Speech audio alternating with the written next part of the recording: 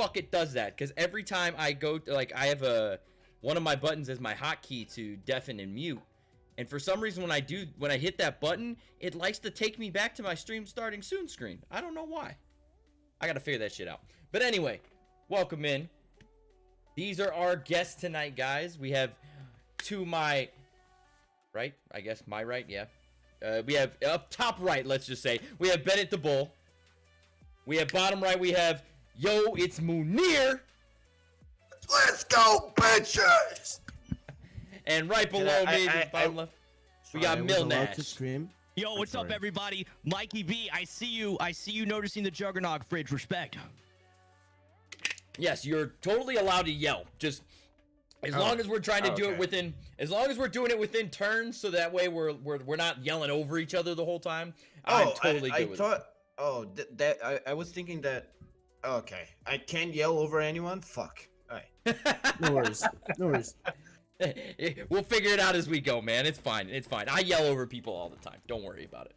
So, like I said, we've got some great streamers on here today. So I'm gonna get into our introductions here, and I got brought a Truly. So okay, I guess I'm getting drunk today.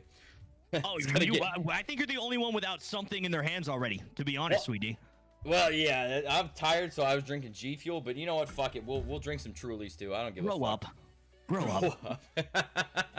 Grow up. Stop drinking Trulies. Be a man, damn it. So, we're going to get into the introductions here first. So, we're going to start with my man, Bennett the Bull. So, Bennett the Bull, how are you doing tonight, man? I'm doing well. Yourself?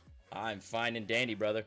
So, Bennett, I met Bennett through, if I'm not mistaken, Onyx's community is where I first met you. Yes. So, if those of you don't remember, Onyx Remote, I think I saw him in chat just now, but he was our guest on the last episode of the showcase. Don't be a bit. All right, man. Fuck. I'll just crack this bitch open. Fuck it. So met Bennett through Onyx's community and immediately connected with his general vibe. He pops around. He shows a lot of love to a lot of people, and he's very versatile in the types of games he plays, the people he hangs out with.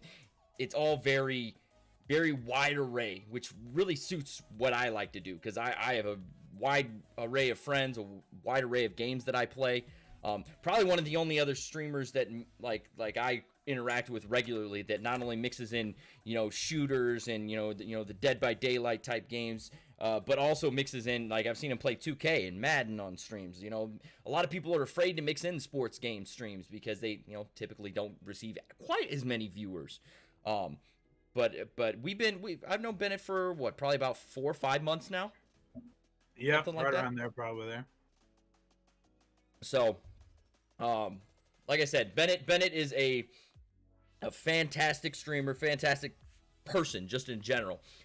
But I gotta be honest, man. When he sent me this fucking clip, I might have pissed my pants a little, guys.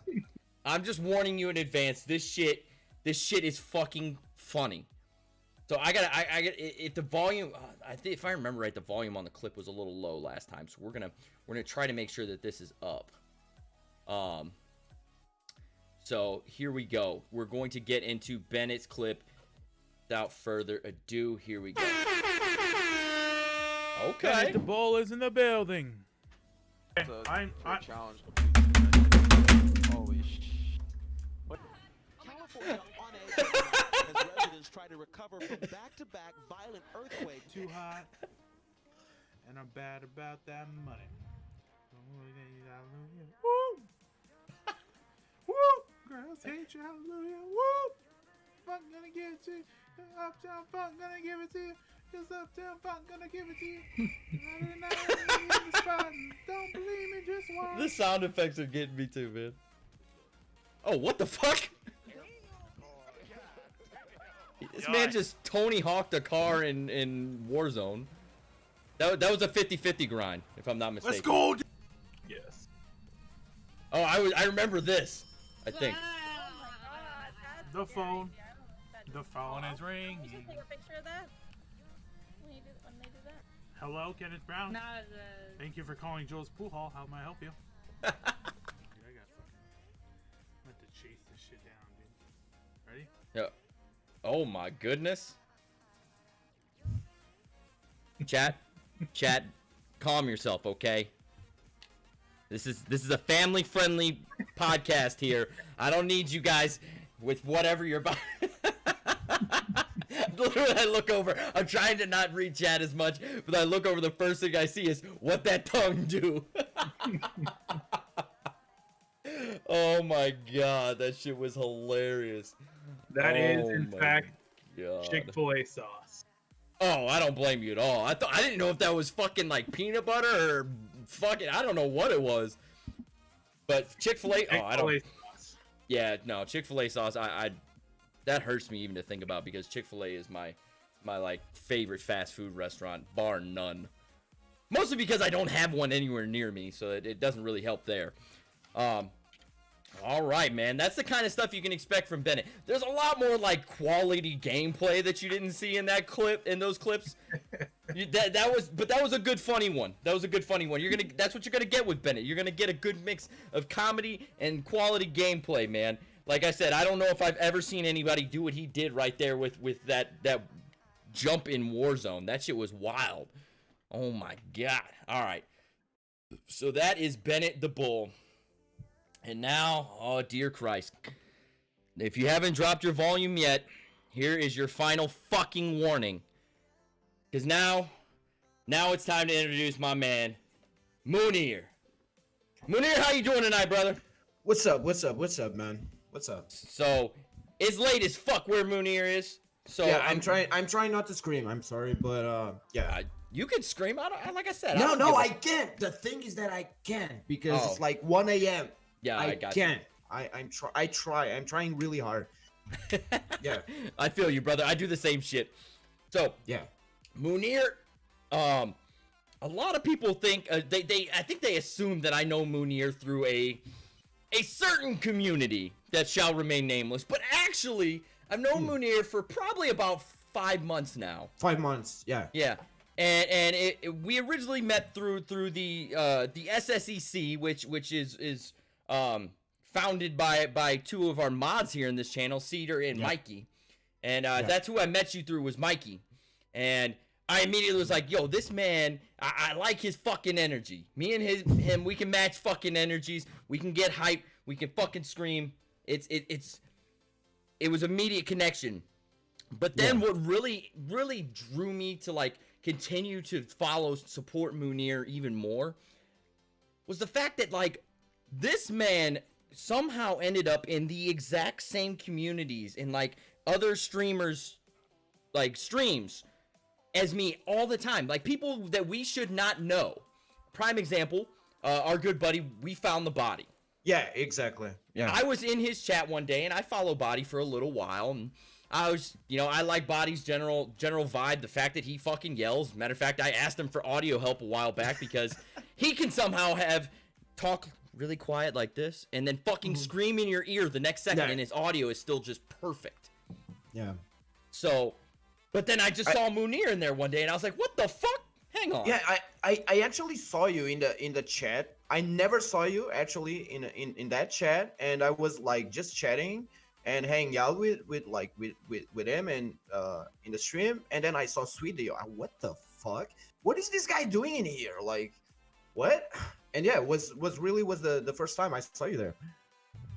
Yeah, it had been a while because that was when like I was trying to.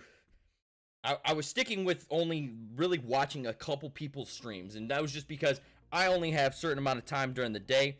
So now I'm trying to be a lot more versatile in who I watch. I'm trying to watch a multitude of different people, new people, same people. Yeah. Like I try to mix it up with what time I do have. So that's why that's why I'm really upset with Twitch over their stupid not counting as a viewer if you have more than like 2 or 3 tabs open, because I have like fucking 40 tabs open at any given moment. But Jesus. Telling the bros, dude. Well, Munir. So Munir. What I know about this guy is he plays a wide variety of games. You never know what he's going to be playing. The only game I've actually played with you, I think, was Apex when it was me, you, and Sam. Yeah, it was Apex, and we pretty much didn't talk the entire fucking thing because the Discord was having problems. Yeah, I remember. But yeah, Munir. Oh man, like I love this dude's content just because It doesn't matter if he has -4 people watching or 400 people watching. This man has the same level of fucking energy the whole time. He is his own hype man, so he doesn't really need an introduction. But you know what? We're gonna check his clip out and let you see what we're working with Munir. Just as a side note, guys, how was the volume on the previous clip? Because this one I might have to tinker with it if it's a little loud. We'll see. Fuck it. Let's play it. I've seen it. You're gonna get hype. Again, the sniper suit. Okay. Okay, bro.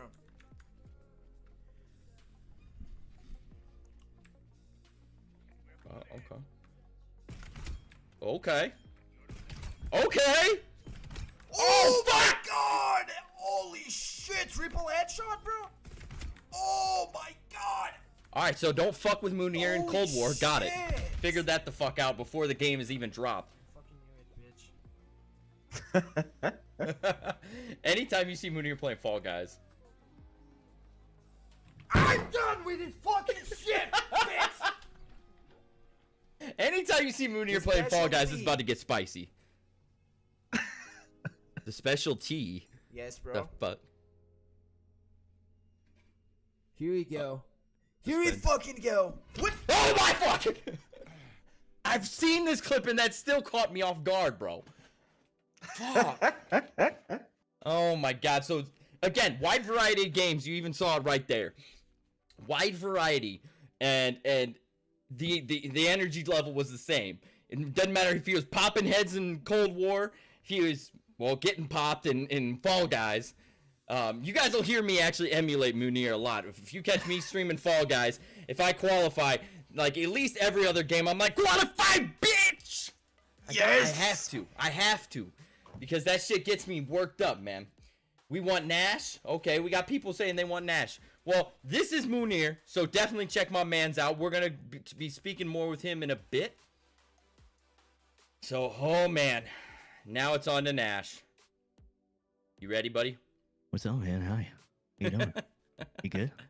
I'm great. That's good. So, I've only known Nash for maybe, I don't know, a month, maybe 2. Haven't had a ton of interaction with him. But the first night I met this man, I met him through Golden Diver. Another one of our guests from last week. One of our mods NASCAR here. fanatic. NASCAR fanatic. So, I met him because we had an open spot in our Sunday Night Among Us games. And immediately I was like, okay, this guy's funny. I get it. He's funny. He's another one that he talks at a high volume. He's got the energy. I like it. And then we were getting in there, and he was making some spicy Among Us plays. I was like, okay, man, I can respect that. Then this man made the mistake. His fatal mistake. He tried to out-volume me. And I was like, all right, listen, this guy needs to fucking learn that you don't fucking yell over me. I'm the loud one here. But tonight, it might be a different story because we got three loud guys on one podcast. So... But I don't know a lot about Nash, so we're gonna get into getting to know him here in a little bit later. But here is the clip this man sent me, and it's pretty good. It's pretty good. I'm not gonna lie. I was cracking up when I was watching it. I was like, this man really just like he has zero chill, which fits with us just fine. Fits with the group we have tonight for sure. So let's check his clip out. All right, guys. Yo, Legacy, come here. I gotta talk to you for a second in private. Okay, listen, here's the deal. You and I both know ghosts don't fucking exist, so we just gotta play this up big time, okay? The second you see a shadow looks kind of sus, you fucking scream. The second we just talk about ectoplasm and shit, I want your best. I want your best. I'm scared as fuck impression right now. Ready, go. I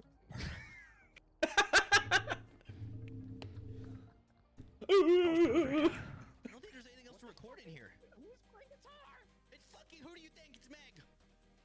Meg, stop memeing. There are people. Zach has a person pinned down trying to.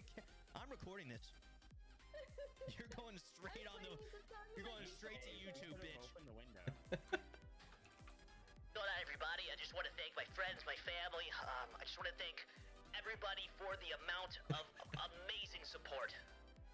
I want to thank my dad for putting up with my mom for having me, I just want to thank the good I feel like you just won the presidential election. and the alien spirit I might as well have. bestowing the faith and the power to your boy.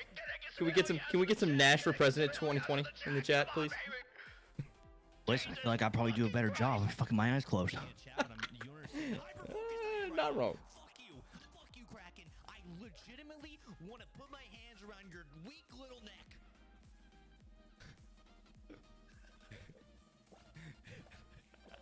I'm not gonna squeeze too tight. What I'm gonna do is I'm gonna squeeze it. By the way, this is one of my mods. It's one of my mods. He deserved every bit of it. I just want you to know that. Oh no. Sometimes you gotta go sideways at your mods because they get a little too overly familiar and they think they can talk shit. So you gotta send it back at them. Remind them that yeah, I love you, but I will also strangle you. Fucking truth. Tell the I was truth. going to die. See it on your face, Meg. You're a dirty fucking liar. You're a fucking liar. Butter's still Come on, gonna be Meg. there. Come on, Meg. But Butters legitimately came out of the Yeah, vent. Oh, came out of the vent, huh? Came out of the vent, did he? Huh? Get her out of here. Pink. Get her out of here. Pink, but I came from. That reminds me of the time with Way, guys. Except for he was muted that time. I was not muted when I did my version of that. I fucking just screamed. Tweet is subtweeting me in his podcast. Wow. All right. So that is Nash, man. As you can see, a lot of energy. Keeps his chat hype. And my God, no one is safe from this man, okay? He's gonna go at you. It doesn't matter if you're a mod, a lifelong friend, a relative. He's going at you if you try to kill him in Among Us, okay? I'm the best Among Us player of all time. Questionable, but I remember going at you when because like the next day after we played, there's Golden posted a little breakdown of like highest win percentage on Among Us, like best overall player, and he added you as best overall player and me as highest overall win percentage, and I was like, that sounds like best to me, god damn it. Listen, that's probably the only thing he's ever been right about in his entire life. Golden. Oh my god. All right, so there is your basic introduction, but I still want you guys to really, like, the point of this whole podcast is for you guys, the viewers, to really get to know these guys. And not just by watching a clip and hearing me talk about them, but hearing a little bit about them, not only as a streamer, but as a person. Because that is just as important. Because going in and watching someone be like, oh, this guy's good at Warzone, you might come back. Maybe. But if you get to know them as a person and you connect with them on a personal level, you're more likely to come back and hang out with them and give them the views that these guys deserve, man. These guys really deserve, like, all the love in the world. Like, I'm gonna be honest here. If the people I put on these podcasts, man, if they're not a partner at some point, I would be shocked. I would be absolutely fucking shocked. Because these guys know what it's about. They know how to grow. They know how to make great content. And they know how to engage with the community. Those are 3 keys that are absolutely crucial to being able to get to partner. So these guys all got it. So now we're going to get into it. We're going to go around the room. I'll ask a question. We're going to go one at a time with the answers. So starting out with very basic stuff. It's going to sound like, you know, the introductions you do at the beginning of a fucking school year. You stand up in front of class for the first time. Hi, my name's Billy. I'm 7 years old. So I feel like this is going to be Nash's forte. But we're going to start with Bennett the Bull. Just basic, go around the room real quick. Give us a little how old you are, where you're from, and what you like to do in your spare time. So I am 22 years young. Very young. I live in central Iowa in the middle of a cornfield. Hell yeah. And in my spare time, I like to watch sports. I hang out in streams, you know, just support people when I can. Okay. And Nothing too exciting. if you had to pick one team in any sport, it's like, that is my fucking team. Who is it? The Arizona Cardinals. That's unfortunate. Ride or die, baby. I gotta give you shit. Okay. Arizona Cardinals fan. Respect, I guess. All right. Munir, Yo, my man. How old are you? Where you from? And a little bit about what you like to do in your spare time. I'm 18 years old. I am from Egypt? No, I'm kidding. I was gonna say there's bullshit 1 and 2. I'm 27. In 3 days it's my birthday. So, but for now I'm 27. In case you guys don't know, I'm actually from Portugal. You didn't know this, right, sweetie? You didn't know this. No one knows this. No, I thought. Yeah, I thought your name was Yoltz Moonchild and you were from fucking England. Yeah, no. I'm actually I'm across the ocean in this small little country called Portugal. Yeah, I'm from Portugal, 27 years old, and yeah, that's it. That's it? Okay. You don't like to do nothing in your spare time? I know you don't sleep. Oh so. no. I barely sleep. I mean, I've been trying to sleep. It's like me and my best friends. We are like taking turns. We are like all in a call in Discord, and it's like, no, it's my turn to take a nap, and I go for a nap, and then I come back, and then my best friend is like Simars, which is in chat, is like, oh no, it's my turn. I need to take a nap. And okay, dude, I'll tab the bros for you. Let me open just 20 tabs, and like I'll tab the bros for you, and I'll chat with people. Like, go take a nap. And then Samurai the same, and yeah, but I barely sleep. I don't do much, to be honest. Like, besides streaming, trying to create shit, and hang out with people and trying to like grow my channel, hang out with people, meeting people, because of this COVID shit and all of that. I honestly, I don't leave that much unless it's like grocery and shit like that. So it's pretty much that's it. Like, I don't, unfortunately, it's impossible for me to go to the gym even if I wanted to. So yeah, I honestly these days I don't do much, to be honest. That's fair. These days it's all about location, because everybody's with all this fucking COVID shit going on around the fucking world. Everybody, every state, every country's rules on and expectations on what's going on is completely different. Yeah. Prime example is I'm in North Idaho, middle of nowhere. It's practically like COVID never happened up here. Like, no one gives a shit. No one wears a mask. They just go do whatever the fuck they want. The only reason I'm not allowed to do shit is because I'm in the military and I have a special set of rules. But so that's a little bit further background into why Moonir like really can't go do stuff even if he wanted to. Yeah, small country, a lot of cases, and things are getting worse. So yeah, that's pretty much it. Okay, Nash. So man, how old are you? Where you live or where you're from, and then what you do in your spare time? So I'm 26. I grew up in Dallas, Texas. I live in Austin, Texas now. And as far as what I like to do, I like working out. I like rock climbing. I do a lot of indoor rock climbing, also known as bouldering. I like hanging out, playing around in Bennett's cornfields. It's always a good time. That's really it, man. I'm a martial artist as well. I'm a jiu-jitsu blue belt. I love Muay Thai. I love jiu-jitsu. And see, no, go ahead, finish. And I love gaming. That's it. Yeah, that's some stuff. Again, I would not have expected, like, no disrespect to you, but most of those. Not look fucking what the fuck are you trying to say to me, sweet D? I was actually gonna start with where you're from. I would not have guessed in a million years Texas is where you're from. I'll tell you, I don't know why. I'm gonna get my fucking cowboy hat right now for you if you need me to. I'll fucking do it. I might need you to just to verify, because I mean, if you don't have the cowboy hat, I don't think you're really from Texas. Like, you're born with one on, aren't you? I'll link you my OnlyFans. We'll talk later. Oh, and by the way, there's a lot of heroin. I just found out like 10 minutes ago.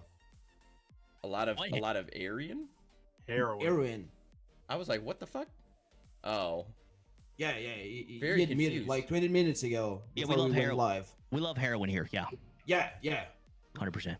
God, no, Jesus Christ. This is all right. Let me rein this in real quick before we get too far off the damn rails. Oh, great, my 4-year-old just walked in. What's up, buddy? Okay, go talk to Maybe mommy, choke on my beer. Like, the timing on that was impeccable. I was like, oh I'm God. Not 4'11". Cedar's saying in chat I'm 4'11". That's not true. I'm 5'9" in heels. He's got the 4-inch pumps on. He's gotta get up there. I understand, man. So it's heights are weird too. Like, I feel like a lot of people, like, you would never guess people's fucking heights on stream. Like, I don't know, it's just weird to me. Cause like, there's like one of my good buddies, Moogie Man. I don't know if some of you guys know him, some of you guys don't. but I wouldn't have never in a million years guessed that he is 6'5". He looks like he's like 5'6", but he is 6'5". He is a goddamn giant. And clearly doesn't know his angles. Same with Mikey. Mikey, I won't say she's a giant, but she is taller, and I would not have guessed it from watching her streams. I look 5'8". Okay. How tall are you, Bennett? 6'3". 6'3"? Gee, see, again, I wouldn't have expected you to be like full like damn NFL offensive lineman size, like shit. With or without heels, though? Without heels? Okay. If I put heels on, I'd break the heels off. That's the problem. Munir's confirmed at 3'11", according to Samaras. I'm 181 centimeters, of course. What the fuck is a centimeter? Yeah, you might as well tell your height in fucking hands. What are we measuring horses? What the fuck is this? Yo, fucking Americans, dude. Fucking American. What is that fucking shit? 6 foot tall. What the fuck is that? I'm 1/19th of a kilometer tall.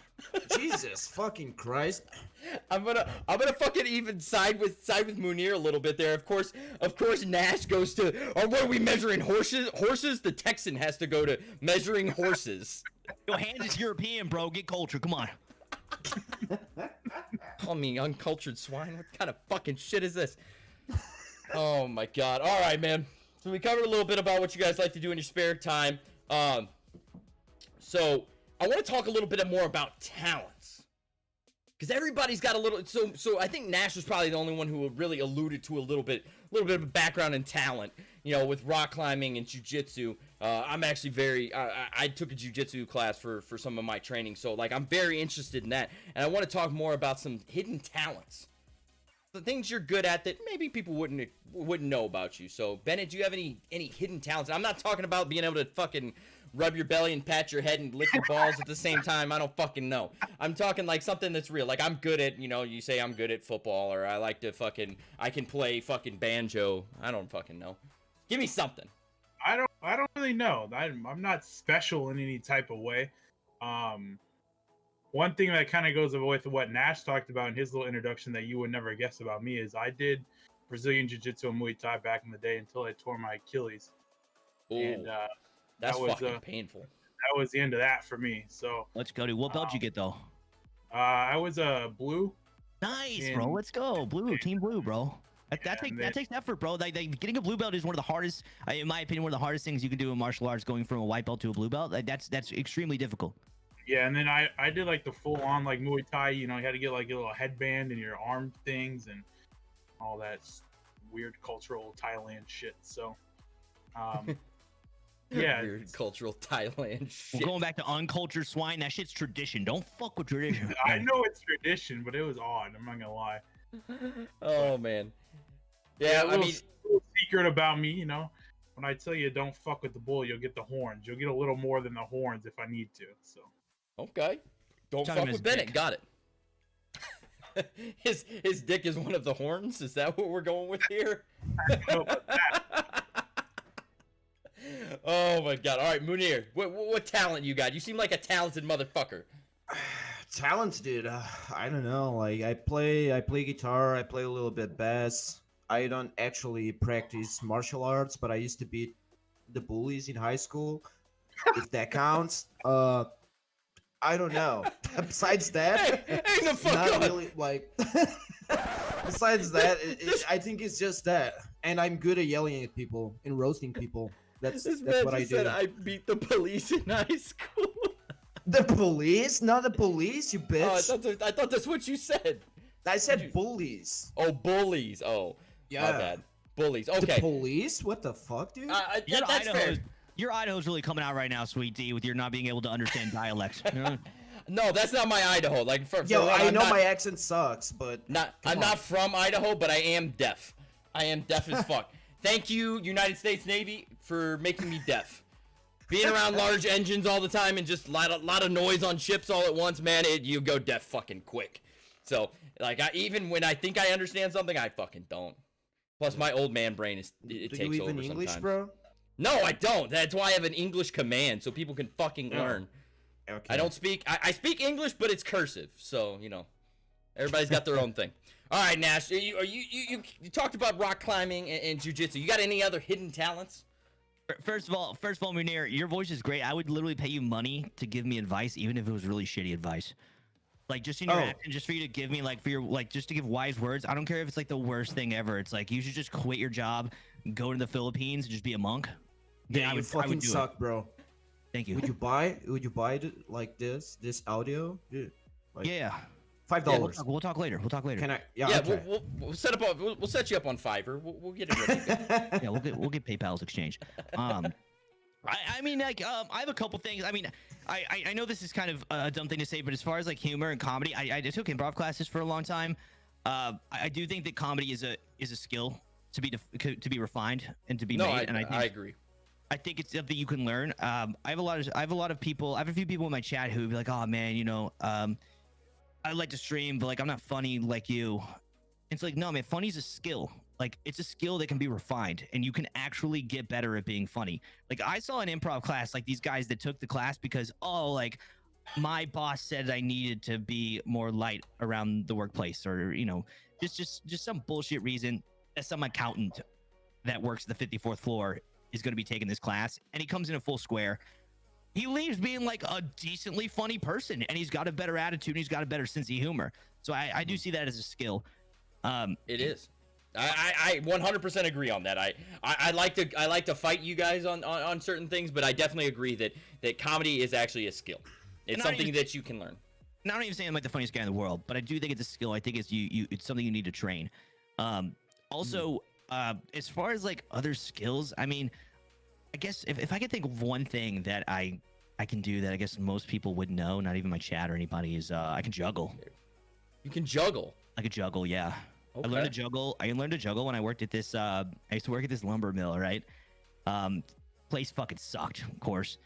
It would get so cold that we would back up the forklifts back to back to where the exhaust was coming out. We'd all huddle around the exhaust pipes just to stay warm. It was god awful. But when I worked there, I found like a golf ball and I tried putting in this little tray. And then I found like a baseball, put in this little tray, and I found a tennis ball. I put in a little tray. I was like, oh, I got 3 things. It's Saturday, nobody's coming, it's raining. So I just like literally sat there and taught myself how to juggle in like 9 hours. That is true boredom right there. Like you when you can learn and teach yourself how to do something just sheerly out of boredom. Yeah. I can't say I haven't done it before either, man. Like when you get bored enough and you're doing a job that you know you're not going anywhere for a hot minute and you don't really have shit to do, teach yourself some dumb tricks. 100%. 100%. All right, man. So anything else that and this is open to anybody, anything else that you guys think that you want chat to know about you outside of the gaming and streaming realm? Bro, you didn't even test our abilities. Like I could be fucking lying. I could be like, oh yeah, I love log running on my spare time, and I like, you know, I'm a professional. Are you gonna juggle for us? No, I want Munir to play guitar and serenade us. Is what I want. I don't play for a couple of months. I don't have it. I sold mine before COVID. Oh damn! Now I feel like an asshole. Yeah, What have you done? Sweetie? Yeah, No, way to be a dick. Yeah. Okay, I'm Okay, Actually, well, to make up for it, now you and Bennett have to have a jujitsu fucking match. Just go. As long as it's to the death, I'm down. a virtual match. I don't fight unless it's to the death. It's more fun that way. We can, dude. I'm afraid of you. Can we kiss instead? Listen, there are 2 things to get my dick hard, and it's fighting to the death and kissing men on the mouth. So. Okay, got it. Jesus, all right. I knew this combo was gonna be interesting. I didn't quite know how quickly we were gonna move into the LGBT community, but I mean, looks like we're heading that direction. So you know. All right. So now we're going to move into talking a little bit about your gaming and streaming backgrounds. Just to kind of give people a little bit more about you. Now you kind of know a little bit more about your personality. Now we want to know about what brought you to streaming and how long you've been streaming, things like that. So let's actually start with that question. How long have you guys been at streaming in general? Bennett?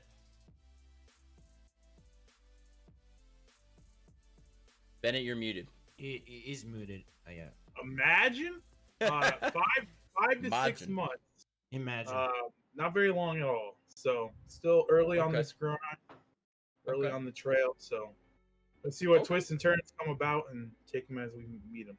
Come a long way in 5 or 6 months only, man. Like for sure. All right, Munir, how long you been at it? Streaming? Yes.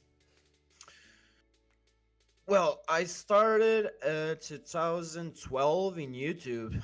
Holy shit. From 2012 until 2015, live streaming and making videos. Parody in this case, parody live streams. I was actually one of the first in my country, like doing this. You guys probably knew these parodies that people do in Omegle and Chat Roulette and shit like that. So I was one of the first, or the first in my country to start doing that. And I got pretty people knew me, okay, at least in my country, okay. But this was like almost 10 years ago, okay. Then due to personal stuff and whatever, I quit making videos, I quit the live streams, I quit everything until like 5 months ago, pretty much. Okay. That's it. So 5 months ago, I started from scratch on Twitch. Yeah. Gotcha. Okay. Nash, how about you? So it's been a long run, off and on for me. So when I was 13, I found Zergriz sniping videos, sniping montages, Call of Duty 4, and I was enthralled. I fucking loved every bit of it. So I started sniping, started like quick scoping Call of Duty 4, sniper lobbies, all the fun stuff. And then I got like a Hauppauge HD PVR for my birthday, and I was like, okay, I'm gonna start recording and making montages. So made a couple of Modern Warfare 2 montages on YouTube. This before streaming really was even, ever prevalent. Even before Justin TV, and made a few montages, gotten a couple clans. I found a little bit of success in that when I joined this clan called Exalt, that I'm sure none of you know anymore, but they were one of the biggest sniping clans that were. They only had like 40 to 50,000 subscribers, but at that time it was amazing. But it was also one of those things where they were renowned as one of the best. Like if you were in that group, you were one of the best snipers in the world. And it was really cool to be a part of that. But at that point, 14, 15, I lost motivation. I lost my motivation. Yeah. I needed to kind of step away and do other things. So, I stepped it's called away. Growing up life. Yeah. Right. Exactly. So, stepped away from it's weird because like right as I started to get some sort of step into what could have been a career, I just like immediately was like, I can't do this. It was too much. And so I stepped away, did other things. Came back in like I think 2017 was when I made my Twitch account, just as a viewer, and then streamed a couple times on and off. Streamed a little bit in 2018 for like maybe a month, just super inconsistent. And I started streaming consistently actually in about March. Once COVID hit, I had some other aspirations to do photography and videography, and I was kind of I was on this balancing pole of like, what do I do? Do I try to like progress this and maybe go into journalism, or do I really want to try to see if I can make this whole gaming thing, I love it, but also try to make it a career. And once COVID hit, the decision was made for me. The fuck else am I gonna do? It's either sit here and twiddle my thumbs and not do a goddamn thing, or kick the stream up, start doing it. I started in March, consistently. Yeah. That actually it brings me into another topic too. So, I feel like a lot of people really upstarted in the first peak of COVID, because it was one of those things that like, well, okay, what the fuck else am I gonna do? Why not? And a lot of people are having a lot of success with it, and it brings me into another topic that I kind of touched on last week too, which is a drop off, because everybody experiences a drop off, even if it's from stream to stream, or whether it's I'm peaking, I'm getting all this crazy growth, I'm gaining all these followers, these viewers, all this interaction in chat, and then there's a drop off. It happens to damn near everyone. That's why it is so extremely difficult for partners to make partner, because even once they hit those numbers, a lot of them tend to drop off immediately after, because they're no longer at that push that they're like, oh, I hit my 75 viewer average, and everybody's like, okay, cool, I don't have to fucking watch you anymore. And it's like it feels strange. But I'm saying this to fair warn a lot of people that are fairly new to streaming. I've been streaming for 2 years off and on, really picked it up in like right around you guys. I really got consistent and really invested in my stream in April. But the height of COVID, there was a ton of viewership for everyone, I feel like. Just because there's nothing else going on. What is anybody going to do? They're going to sit there, they're going to watch Twitch. You got somebody entertaining in front of them, badass. They want to keep coming back. Well, as life starts to get back to normal, because yes, we're apparently in America at least going through a second spike, but there's going to be an end to COVID at some point, whether that's in a couple months, whether that's another year down the road. But once life progresses back to some realm of normalcy, there's going to be a massive drop-off for a lot of people because people are going back to their normal lives. And we've started to see that now in some places where things are opening up. So what do you guys think would be key and instrumental moving forward from COVID to continue driving viewers back to your channels or anyone's channels? And this is totally open. Pretty simple. Just keep creating content every day. That's it. You just need to be consistent with what you do. If you do it every day, like I usually say this all the time, my objective when I'm live or when I'm like every day or pretty much is like every time I go live, my objective is to have one different person in my stream. Every single stream, I need to have one different person. That's my goal, because like imagine if you, most of you guys probably stream, I don't know how many days you stream, but imagine you stream like 5 days a week and you get like every day you work in your offline content, in your socials and whatever to bring new people, to interact with new people, whatever. And during these 5 days a week, you find you get five new persons in your stream a week.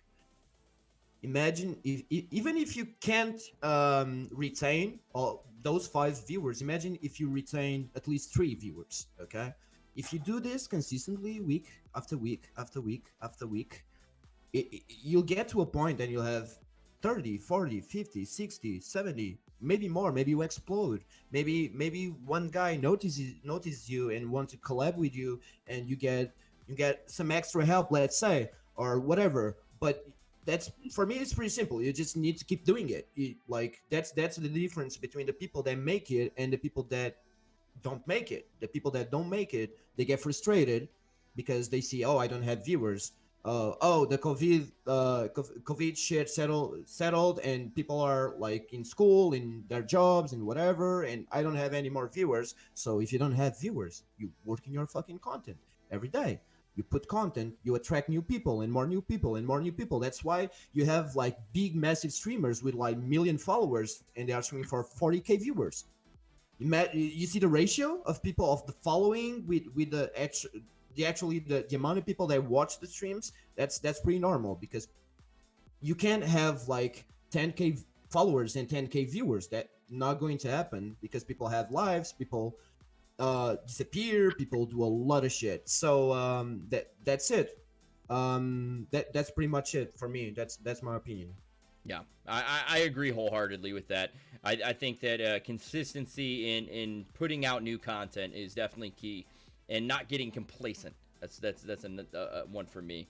I agree. And, yeah, you guys, Bennett and Nash, feel free to jump in if you have anything to add to it. Do you mind repeating the question just so I can make sure I answer it exactly?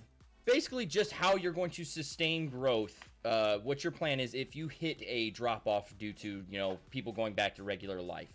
Gotcha. Go ahead. Sorry to jump in.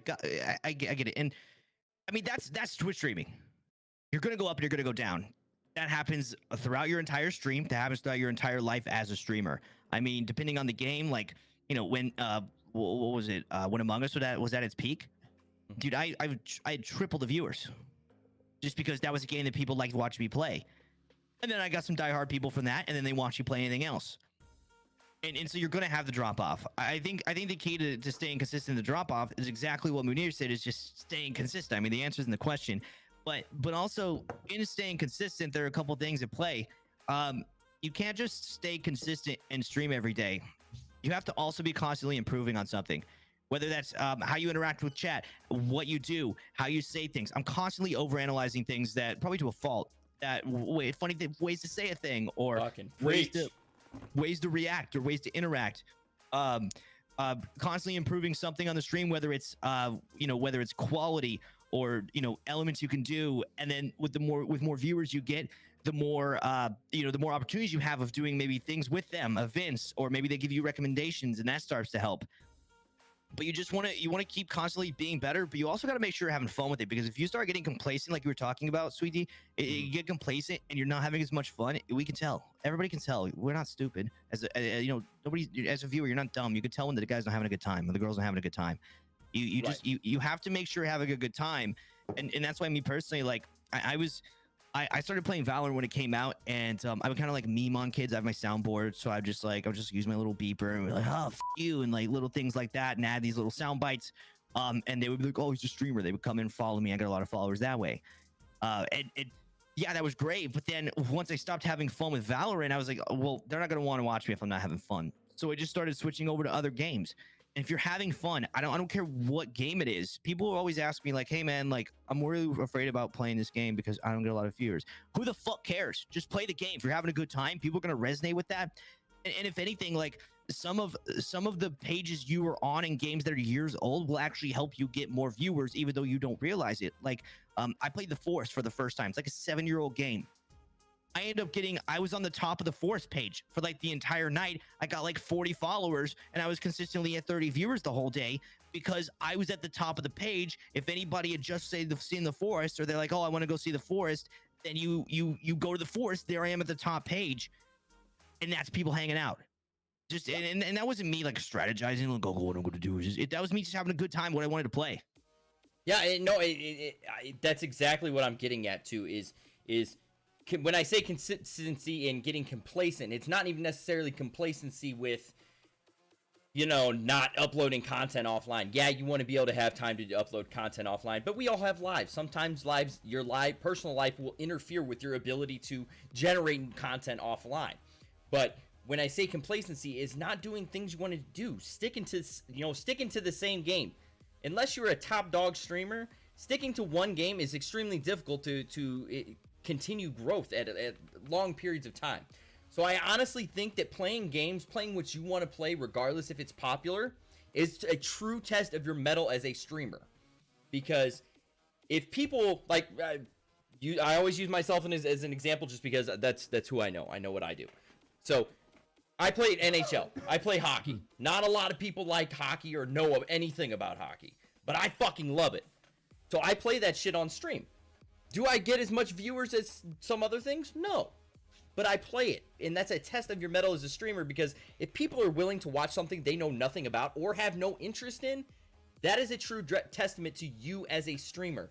You are entertaining enough to continue to have these people come watch you, regardless if they're actually into what you're playing or not. Absolutely. And it goes to being authentic, right? You have to be authentic in your honest self, because people can tell if you're not being authentic. Like, I mean, even people I raid or whatever, I see so many people kind of going through this like Twitch streamer fake it till you make it thing, which I respect, but I also see like we can see that you're not being your genuine self. You're trying to be who you think the audience wants you to be, instead of being who you are and kind of like catering to that in an entertaining way. And like so many people that I see, they'll just hop in and be like, hey, yeah, thanks for joining the community. Hurry, yeah, let me dance for you. And it's just like, come on, dude. Just be who you are. Is that what you want to do? Okay, that's fine. Do that. But if it's not, then don't, because we can tell you're being fucking fake. Fucking preach, bro. Authenticity is so key.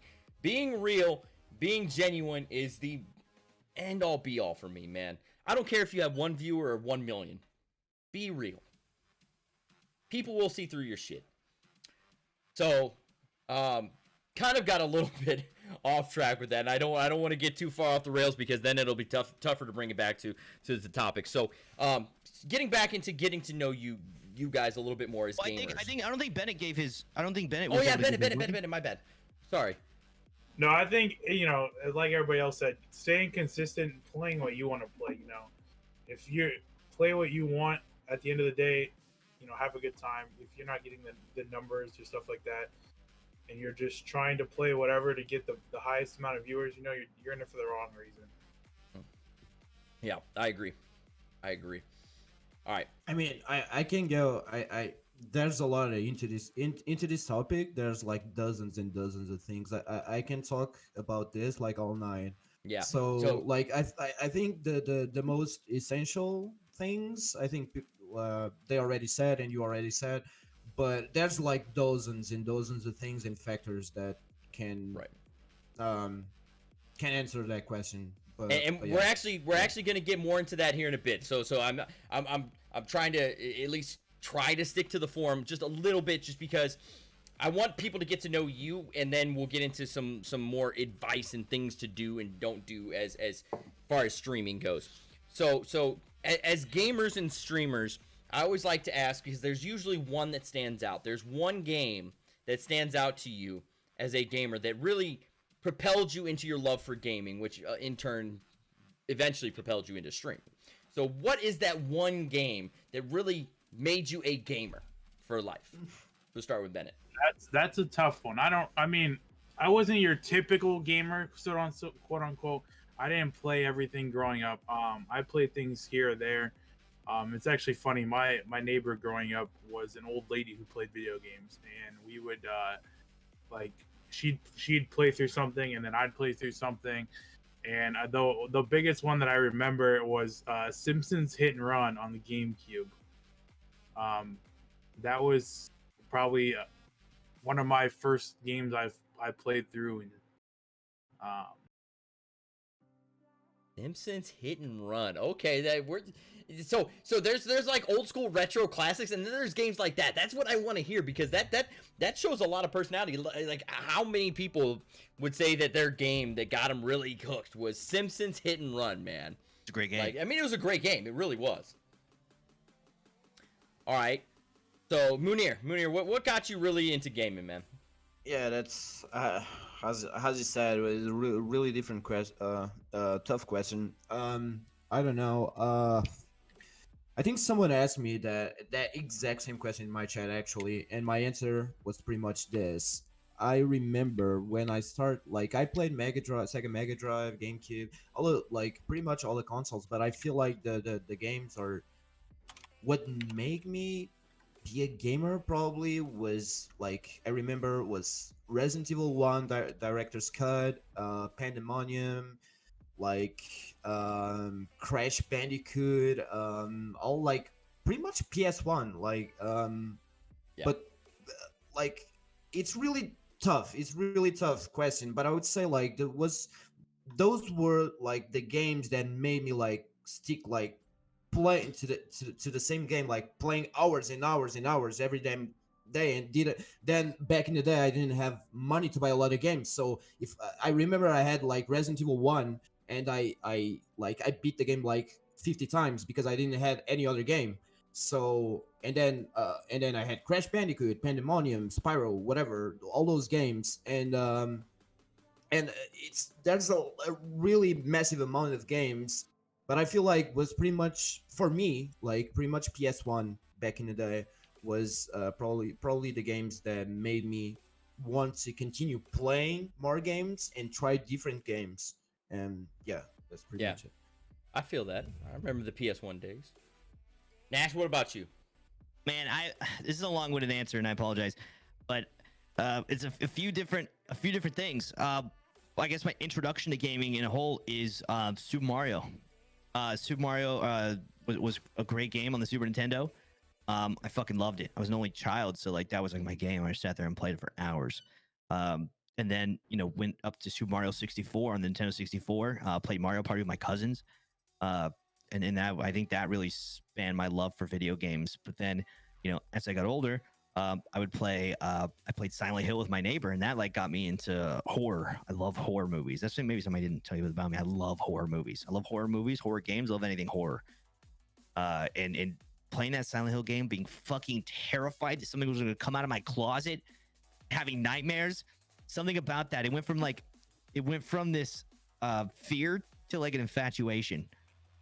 And then, it kind of returned itself in Call of Duty whenever I played Call of Duty 4. Just like sniping on Crash with an Yeah. ACOG scope, just running around. Oh my god, I'm getting goosebumps just thinking about it. Like that was probably what really brought me into gaming of like, oh my god, what else can I do with this? Like, how can I make this something I want to do more and be able to do more of? Right. That's kind of the point of this question is, again, to show like everybody comes from all different, like, even not just walks of life but gaming backgrounds too, because we got three very different answers here. And a lot of it stems from, you know, what got you passionate about gaming in you know, Mario series, and then going into horror stuff, which you guys, if you guys have been here before, holy fuck, I can't do horror shit. I can't do Phasmophobia even. Like, I play it, but I'm such a little bitch, dude. Oh, fucking pussy, dude.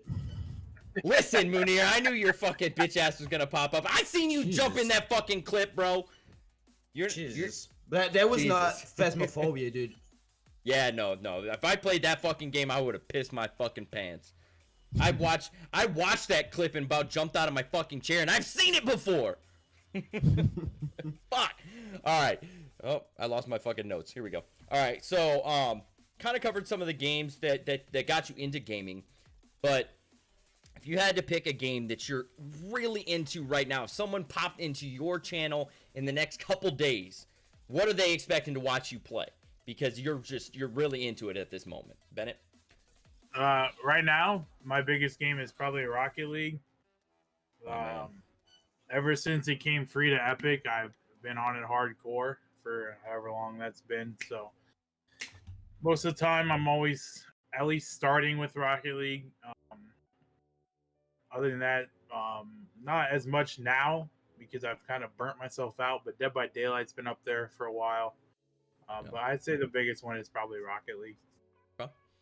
Munir, what you playing these I days? have no idea. I am playing every damn day. I'm playing a different shit. I don't know. Sometimes I don't even, like a couple of days ago, I was not even playing nothing. I was just watching videos on YouTube.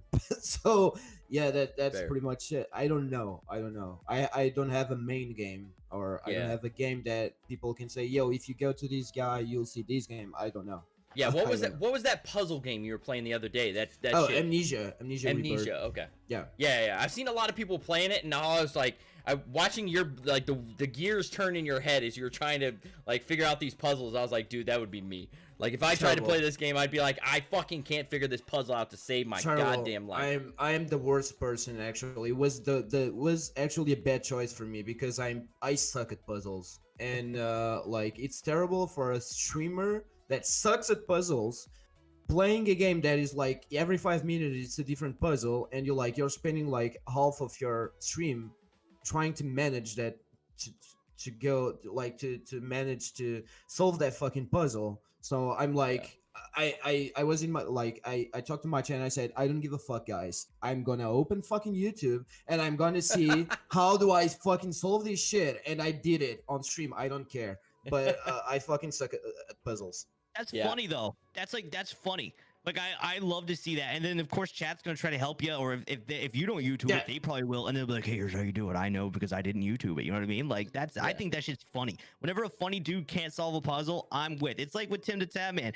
He got this huge blow up from not being able to get a Fall Guys win because he was just so goddamn terrible. Yeah. Yeah. There's a fine line. And that's where that comedy thing that we were talking about earlier comes into play. Whereas if you fucking suck and can't figure something out in a game, it's very easy to get frustrated. But if you understand that, hey, I'm still live, I still have to create some content here, be funny. You put a spin on it, suddenly it actually works in your favor instead of the opposite where you're getting frustrated with it. You're like, fuck this, and people see that and then they're like, all right, I'm done, and they click that little X. So Absolutely, Sweet D, and that's such a great point, and that's something that they teach you in improv. You take improv; it's called like over acceptance, right? You have to whatever the situation is, whatever that particular maybe your partner throws you, even if it's really fucking stupid, you have to just overly accept that. But I think that's one of the biggest thing I learned, and one of the main reasons I decided to start streaming again was trying to come to terms with the fact that things will not always go my way because I'm such a perfectionist. Especially whenever I was playing games like Apex Legends or ways in when I thought I was going to be like some competitive player.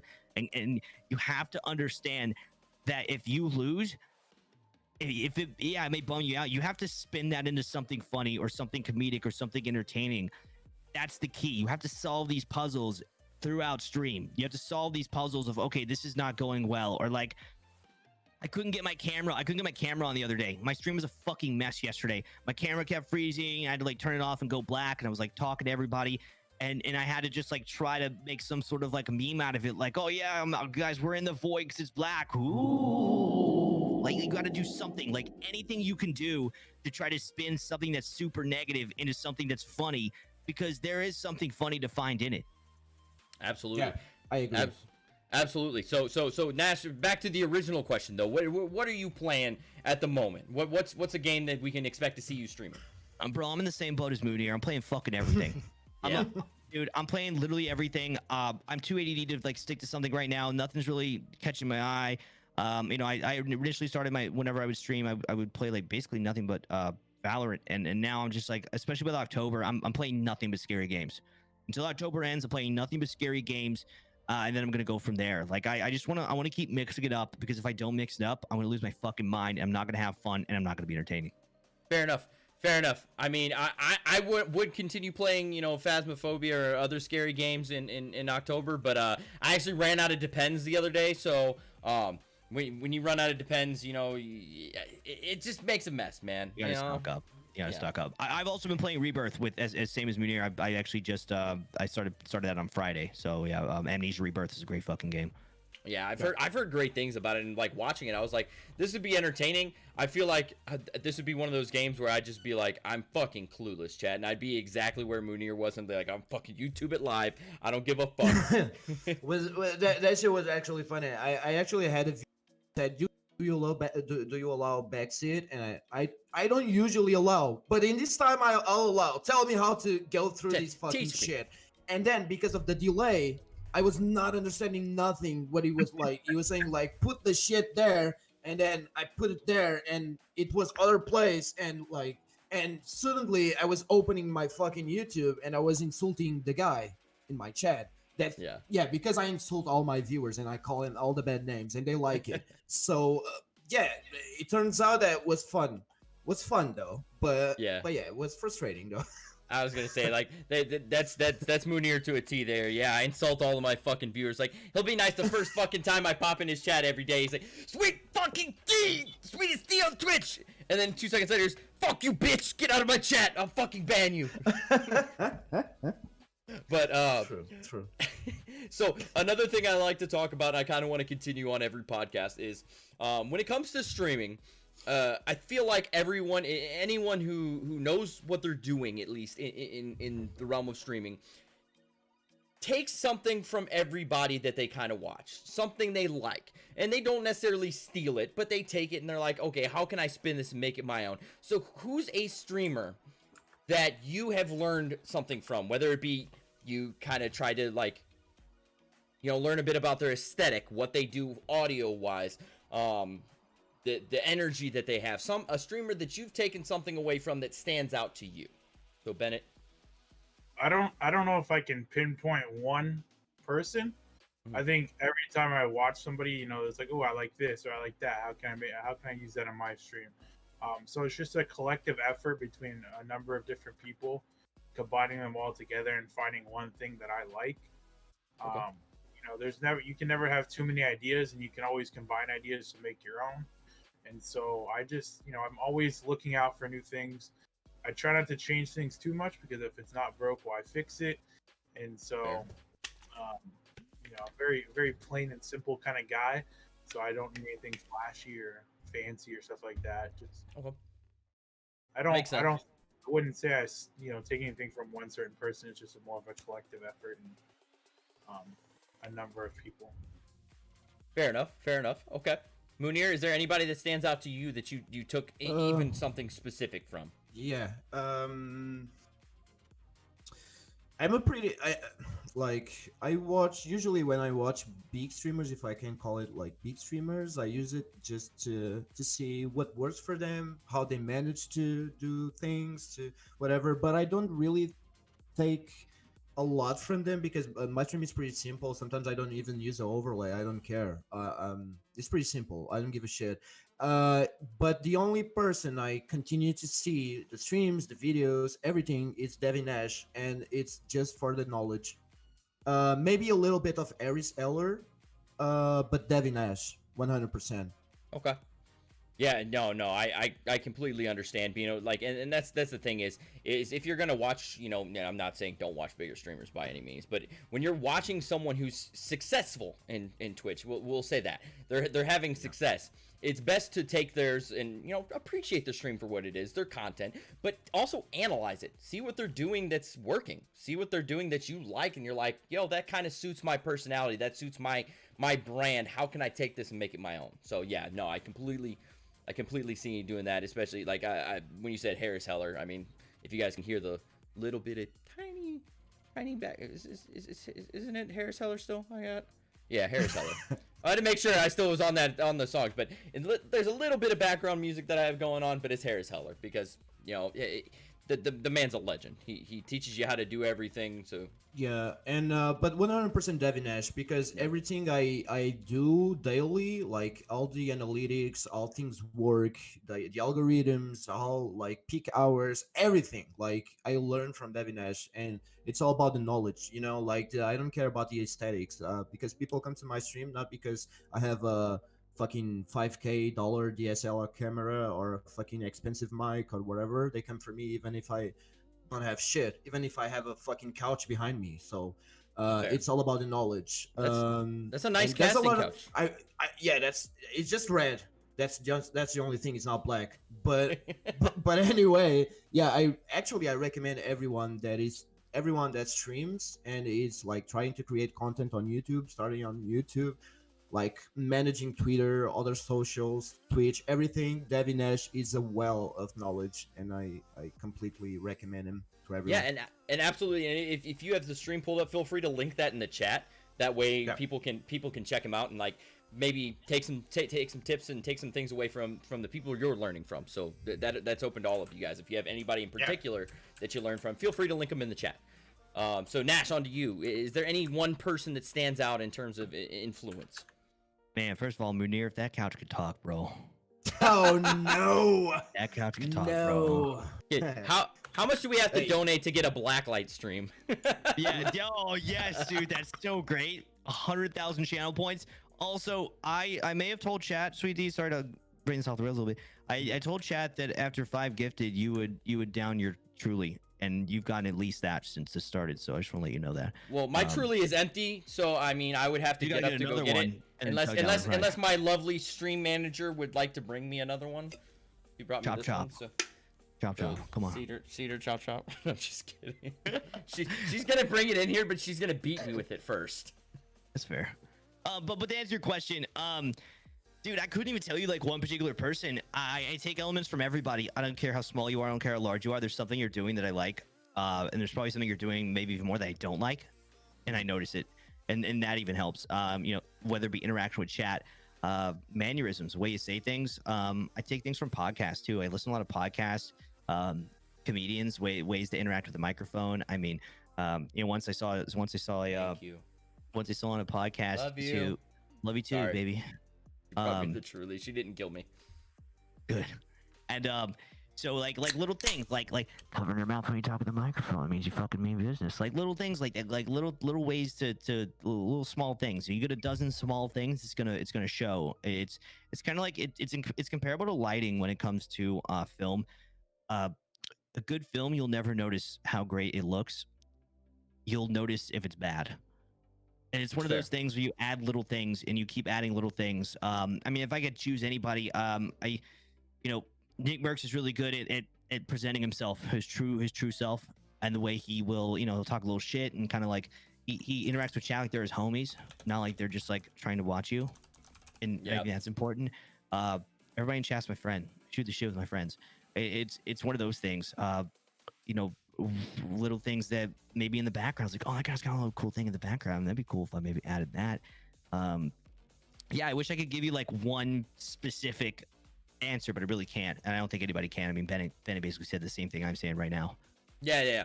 See, the only reason I even keep this question in the podcast is for because this transitions into my advice section for other streamers and things to learn. And I feel like if you guys have someone like, hey, I really like this person's this, and you link them in the chat, and somebody goes and checks them out, and they're like, oh man, that is really cool. How can I spin that on my own? And you're helping other people learn to grow on their own by sharing someone like Munir. I don't know who that person is. You said Devin Nash? Yeah. So I'm going to check him out because I didn't know who that was. And I'm like, okay, if he does really good at teaching about the analytics and whatnot as well, Yeah. okay, I'm definitely going to check him out. And I'm going to figure out, maybe this will be something that'll help me. Yeah, I pretty much learned everything with him. But I'm sorry to cut you. I just wanted to add something because he talked about Nick Mercs. So I want to add the thing that it's amazing how you go to Nick Mercs' stream and 70% of his stream you are looking at his forehead, and he's still a badass. Yep. Because he don't give a shit. Like he's literally playing fucking COD like this. Yeah. And like he's still a badass. People love him. Exactly. And I could talk all day about that because one of my good buddies, Rabbit Raj, some of you guys have seen him around. He used to call me Great Value Nick Mercs when I would stream because my cam used to actually be over here on my gaming monitor, and I would play on controller, so I would sit forward like this, and my forehead would be all you would see on the camera. And so I was Great Value Nick Mercs. So that was my thing, and it. But that's you bring a good point though. Is the reason people watch him is because he has a good brand. He has good vibes that he gives out in there, and he's a badass. I mean, he's a competitive player too, so he's gonna get those views. But prime example is that yes, he sticks his forehead in the camera and has all these viewers, and he also is one of the only big streamers that has millions and millions and millions of dollars and still uses a headset mic. Yeah, but I want to talk about that. Sorry. Oh, go ahead, Munir. Go ahead, Munir. Can I? Okay. Thank God you bring that up because it's actually, and probably it's not even a topic for the podcast. So please interrupt me if I'm like talking a lot of shit. But no, you're fine. It's actually super interesting because some people think they need to create a persona. They are not genuine, but not like in a bad way. They try to be other people because it worked for them, okay? And when you see like Nick Mercs, his forehead, and you still have thousands and thousands of people watching, and he's still using a fucking cheap headset or whatever, and then you go to, for example, XQC, and he's fucking streaming in a desk like smaller than mine, and with fucking like sometimes you don't even have a fucking gaming chair. It's like streaming in a fucking chair, those chairs you have in your fucking kitchen or something, and it doesn't give a shit. It's just people are there because he's like genuine. It doesn't give a fuck. Like he's doing his thing, like, and it can like you can spend years and years to actually get persons that actually enjoy to watch you like that, because there's people that enjoy the aesthetics, there's people that enjoy watching a person that has expensive setup and everything cute, everything fancy. There's people that don't give a shit about that and they are just there to hang out with you. That's it. There's people that like to see others because they are fucking pros and they play whatever game they play, like Shroud, they are fucking beasts. There's like, I think there's audience for every single person, either if you stream, either if you are a chill person, even if you are fucking boring, okay, even if you are shit at streaming. Just imagine you don't give a shit, you are boring, you don't do nothing to improve, you just don't give a shit, but you enjoy streaming, but you actually want to grow. You are just boring. There's still audience for those persons, because there's boring fucking streamers streaming for fucking 10, 20k people. So there's audience for every single person. Don't think that you need to be Ninja or need to be Shroud or I need to wear a wig and wear a fucking mustache and be Dr. Disrespect. You don't need to. That's pretty much it. Yourself. Be yourself. Yes, 100%. So Nash, what were you getting into, man? Very similar to what Munir said. We're talking about being something you said something, Sweet D, that kind of caught my ears is his Nick Mercs' brand. Because I don't like that word brand. I don't know something about it. It just makes my skin crawl. I just don't like the word because that, especially with Nick Merckx, it's not like a brand for him. That's just who he is. And yes, that becomes his brand, and that's his brand. The headset, the headphone thing, like the headset, talking about in the headset, he knows that's funny, so he keeps that, of course. I mean, yeah, that's his brand, but like he knows what's funny, he knows what's good, and he's just his authentic self. Like he truly is. Like that's who he is. And yeah, you can. And Munir was talking about like don't change who you are. True, but you can make adjustments. If you feel like you're lacking in something, then you can adjust. And yeah, you're you can improve. You can improve, not absolutely become improve. trying to be like, you know. That's what I'm Absolutely. saying. Absolutely, and listen, you're gonna get copycats. Streaming's in a very much in a renaissance era right now, and very similar to how comedy was in the 80s. You know, whenever Bill Hicks is a really popular comedian, Bill Hicks had a lot of people that were trying to be Bill Hicks after Bill Hicks. Okay, they all went up on, they were trying to do like musical satire, and they just tried to be Bill Hicks, and it didn't work. You're gonna have people, and yeah, maybe you started that way, and then you can evolve your content and do things and change and try to be better at whatever you want to do. And yeah, you can take influence from those people, but don't become those people. I mean, you can take influence. I mean, we're kind of going away almost from gaming, and this may be a little crazy, maybe a lot out there, maybe not a popular opinion, but we're not really even, we're gamers, but we're more like radio people now. We're more like broadcasters. You know. We're starting to turn more towards people like Howard Stern or some of these like early radio podcast guys. I swear to God. Don't fucking compare us to Howard Stern, goddammit. I don't have fucking math teachers coming in and Jello wrestling, okay? I don't have that. I would love to take influence from Howard Stern. I think he's great. I'll do some Jello wrestling stream. What do you mean? Sweetie, you're telling me you're not gonna come over to my place to Jello wrestle with me for $5,000? No, I mean, tell me you wouldn't fucking do that. Yeah, I would, but that's because I don't give a shit. But I mean, I'd also. Neither did Howard Stern. Howard Stern didn't give a fuck. All right, calm down, Mr. Beast. Calm down, Mr. Beast. $5,000. You did like $5,000. That's fucking not Mr. Beast. You need to $5,000. start a lot. You need to calm start down, a lot, Mr. Beast. Jesus. Start a lot lower to figure out where my fucking price point is. I'll fucking Jello wrestle you for fucking a goddamn gas station burrito. I don't give a fuck. What do you mean? $30 is some chicken wings, baby. We'll do it. Yeah, that's all we need. That's all we need. All right, so I'm gonna kind of move things into, so this, we've kind of been transitioning already into the topic, but more advice moving forward for other streamers that are looking to grow, and even people that are within the same podcast. You know, if you're not taking advice away from the other people that are talking in here, I mean, I feel like you wouldn't be here, honestly, because you wouldn't be the type of person I would invite. But it's to open everyone's mind. So one thing I did want to talk about, because it was a topic I saw on Twitter the other day. It was actually Samaris' topic. He mentioned that he was an introvert, and that doing podcasts and some things are still outside of his comfort zone. So I want to talk about introvert versus extrovert and how that relates to streaming. How difficult it can be being an introvert, or how being an extrovert can affect you in streaming. Bennett, what's your take on what do you consider yourself to be, an introvert or an extrovert? Introvert, I think. Fuck, I don't know. Big words scare me. So I don't know. I'm pretty quiet, keep to myself. So like, yeah, he's literally fucking sleeping in the fucking chair, dude. Wake up. No, but I don't know. It's you're gonna have to go outside your comfort zone to grow. You know, you're gonna have to try new things. I don't know. Somebody That's give this okay. man a Red Bull and an Adderall. Okay, I was gonna say, Can this is someone classic. give him some cocaine, bro? This is classic Bennett, man. And Bennett in his hoodie, he is in his fucking zone. He looks so cozy, bro. Very. Yeah. Yeah. Like exactly. honest God, in terms of cozy, I'm actually surprised, Nash, you're not wearing your usual head attire.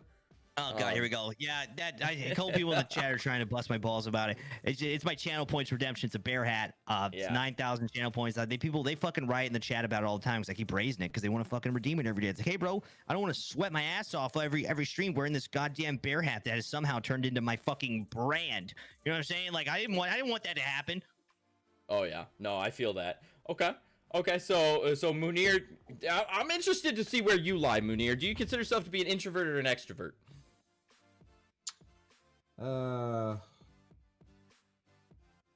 It really depends. It really depends. This is because when I'm in someone's podcast or when I'm in someone's stream, I always get nervous. Like it's like I don't know. I don't know how to explain. I kind of become an introvert when I know that I'm going to be in another stream. But when I'm in my stream, I think I'm the most extrovert person on fucking earth. But yeah, like same shit happened when I went to doc. Same shit like it's not like I'm super introvert. I guess I'm just afraid to I don't know the boundaries and shit and it's not my channel. It's not my Right. it's not my channel, it's not my stream and I become kind of an introvert, but I don't consider myself one. Yeah, and that's just a level of respect thing, and I totally understand that because if I'm on somebody else's channel, whether if I'm just gaming with them, I try to not talk as much because I don't shut the fuck up unless people tell me to most of the time. So if I'm playing with somebody else and they're streaming, I might come off a little bit more introverted. Yeah, okay. Exactly. Nash, where you lie on the spectrum, bud? Well, a spectrum. We talk about everything that's wrong with me, bro, because that could take a while. But no, we need a whole separate podcast for that, man. Yeah, we would and a therapist. But I'm an extrovert, man. I'm a social butterfly. I like talking to people. I like learning new things. Granted, I definitely have like my points where I'm kind of feeling like, all right, I need to like chill and watch some Narcos for 5 hours. Like I like to hang out and I get overwhelmed and need to just kind of be to myself at times. But yeah, I mean, I love a good positive human interaction. I love having a nice conversation and learning something from a good person or meeting a new person that I really enjoyed and just things like that restore my faith in humanity. Because if not, if you're just sitting at home watching the news, you're gonna be real fucked up. But if you have a nice conversation with some goofy dude that taught you about meditation mantras, and you're like, it's kind of weird, but it seems kind of cool, okay? And then you feel like, okay, well, that's a good dude. It's a good dude. It's a good person, and you kind of like, oh, I'm glad people like that exist. Yeah. I personally, I shock a lot of people because I am definitely an introvert, and most people don't see that because of how charismatic I can be. And that's not because I've never been socially awkward. I've always come off as a social butterfly because my family, man, my dad is the type of person that he knows everybody in the city of St. Louis where he lives. He knows literally every person, and every person he meets, he has like 30-minute conversations with them that normally most people just be like, hey, what's up? And then that's it. No, he has to stop and talk to you. So that's kind of where I get my background from. But naturally, I'm an introvert. Like if I'm out and about, I am thinking about getting home. I don't like leaving my house because it's my little bubble. But I do like meeting new people. I do like having those positive human interactions. And that's more what I'm getting at is actually Twitch is very introvert friendly. Oh, fuck. My screen's dying. So it is very introvert friendly because it is a safer environment to get to know someone and have those interactions with people in an element that's not as threatening as being out in public. And, anxiety gets to people, man, and a lot of people don't like to talk about it because it's almost seems negative. But anxiety is something that's out there, and it's something that I deal with on the daily. I have major anxiety, and I'm a recruiter, for God's sake, so like I have to really bury that deep down. But like I overthink every day-to-day conversation. Like if you leave a pause between a word, I will spend 5 minutes analyzing why you left that pause there. Are you mad at me? Do you not like me? Is there something wrong? Like, no, that's how I analyze. So anxiety is something that when you're streaming, you have to learn to deal with. So that this is my transition into my next topic is when you're talking with chat, when you're interacting with new people, or even doing something like this and stepping outside your comfort zone.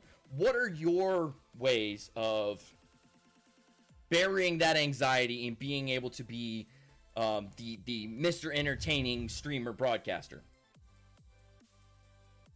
I just kind of, just go for it. The more you think about it, the harder it's going to be. So if you just, let it rip and you go after it, it's eventually it's just going to come, one thing after another, and you're just gonna be taking care of the situation and talking to whoever you need to talk to, but before you even know what happened. So I think the first step, is always going to be the hardest, but once you start after that, you should be good to go. One foot in front of the next, and you'll end up wherever you need to be. Hoodie Hood throws on the Magic Cardinals hoodie, and next thing you know, he's in the fucking zone, man. That's all it takes. He's ready to fire off. Okay, Moonir, what's one way you really kind of bury that anxiety and are able to be this crazy motherfucker? I don't know, dude. It's so strange because every damn day before I start my stream, I have anxiety. I suffer from anxiety too. So every damn day, no matter if I stream for like 1 month, 2 months, 1 year, 2 years, whatever, I always have anxiety. Like until I actually press the live button, and I don't agree with starting soon screens, by the way, but I do use one because of that, because I have anxiety, and the starting soon is like my deep breath and okay, let's go.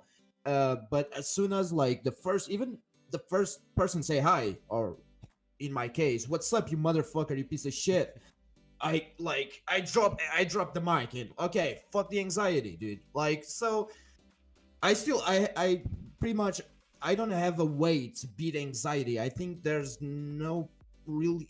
I think that's really complicated to explain. I always have anxiety every damn day, but like it gets better. It doesn't disappear 100%, but it gets better because entertaining people is what I like, and I feel comfortable doing that. And I feel like when you're doing what you like and you feel comfortable doing what you like, and you do it like, and you have people talking to you and you feel like they like you, they are there to hang out with you, they are there, whatever, it gets better. But it doesn't necessarily, the anxiety doesn't disappear. I don't have a way to make it disappear, otherwise I would do it.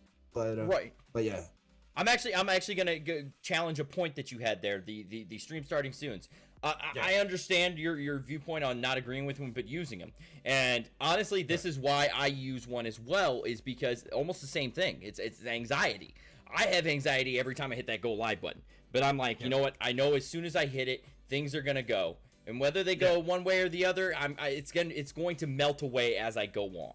And the stream starting soon, actually, for one, it allows me to get my shit together, because a lot of times this screen's not on or charged, and my kid's still fighting sleep, and fucking I haven't made my go live post on Twitter yet, and all these different things. So it allows me to get that done. But also during the stream starting soon, even if I'm not paying attention to it, seeing the chat, seeing somebody pop into chat and say, "Hey, what's up, you motherfucker, piece of shit," it eases you in that stream starting soon screen. That's why I think it is important, is because chat helps you. Those regular viewers that come in and they talk shit to you, that helps ease you into your comfort zone. So that's why I think that stream starting soons are important. But I'm curious, Nash, how do you deal with the anxiety part of going live and streaming every day? Well, not every day. But. So Golden in the chat made a very good point that confidence helps with the anxiety, and I think, but the question would be, how would you gain that confidence, right? So I think jumping, for me at least, jumping into the fire really helps. And the more you jump in the fire, the more you feel comfortable jumping into that fire. And whenever you're into it, then you kind of know how to react off the cuff to things. I actually find, for me personally, overthinking things will make it worse for me. Like, you sent before the podcast, you sent us over some points like, here's what we're gonna kind of be talking about. I didn't fucking look at that. I'm not gonna. I can't look at that, because then I'm just gonna like think about, oh, what am I gonna say this? What am I gonna say this? No.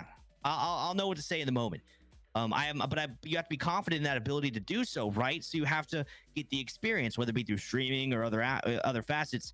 I feel I'm fortunate enough that I have a job where I work in live webinars, so I have this kind of like live broadcasting job where I'm kind of having to like go off the cuff a lot, and have a speaking role. So it's really. It really has helped me with my anxiety with doing so, and having to talk with these like high profile like doctors and lawyers, people I don't want to fucking talk to because they're most of the time assholes. But it's one of these things where you get into the cut and you find excitement in it. You find excitement in dodging obstacles and solving these puzzles. It's just like solving a puzzle. in this puzzle that you're solving, you're kind of running through the conversation, and it just allows you to be truly in the moment, and I think that really helps you. I would agree with that. Fuck, there was something you said at the very beginning that I wanted to key on, and now I can't remember the fuck it was. This is the problem with having an old man brain, dude. You fucking lose shit for like in 2 seconds. Do you mind if I add on while you think about that? No, go ahead, man. Cool. So you were talking about how you kind of get over the nerves before you click that start streaming button. Because I get that. I get that. I get super fucking anxious. I mean, ridiculous. Hands shaking. Like I was like, oh great, are they gonna like me today? Or like, am I on it today? What's the deal? And this, I'm a full proponent of the starting soon screen, but you have to make it your own. I feel like I have a very like catered to me starting soon screen where it's not just like starting soon countdown, where I kind of have like I have like this reactive background that kind of moves with the music, and I really enjoy it. And also, it's one of those things where I see your comment, Golden. I give Nash a hate view. How about you? Okay. Anyways, it's one of those things where you can hype yourself up, just like Munir was saying. Like you was it Munir or Sweetie, one of you guys, we were talking about how it hypes you up and kind of gives you that confidence. And while this starting soon screen, what it does is it allows you to hype yourself up. Maybe it's a really good song, right? Maybe it's like one of your favorite songs you're playing, right? Before we all get DMCA'd. But it's like one of your favorite songs, and I'll listen, and I always choose songs that I fuck with. I'll choose a song that I fuck with so hard, and I just like I love. And so I'll be listening to playlists all day, being like, what's going to be my stream starting soon song? And so I'll be off cam watching the chat, and I'm just fucking going in with my fucking song, and I'm feeling it. And then someone pops in the chat. I'll pop in the chat. I turn my music down. I'm like, yo, what's up, Rail? Like, what's up, bro? Like, it gets me fucking excited to get going. And then immediately that anxiousness is gone, and I'm back in the moment and doing the goddamn thing. Absolutely. And Cedar, my mod and our stream producer here tonight, she can attest to this. Is before stream, I clicked on my little Harris Heller Stream Beats playlist because there's some fucking bangers on there, and you won't get DMCA'd for it. Small plug for him. But I put on a song that I fuck with, and man, it was just hitting right before this, because I had zero energy going into this podcast. I'll be blunt. I had zero fucking energy. And as soon as that song hit and I had the stream starting soon, I went to go make my G Fuel, because that's like my little tradition. I go make my G Fuel while the stream starting soon's going on.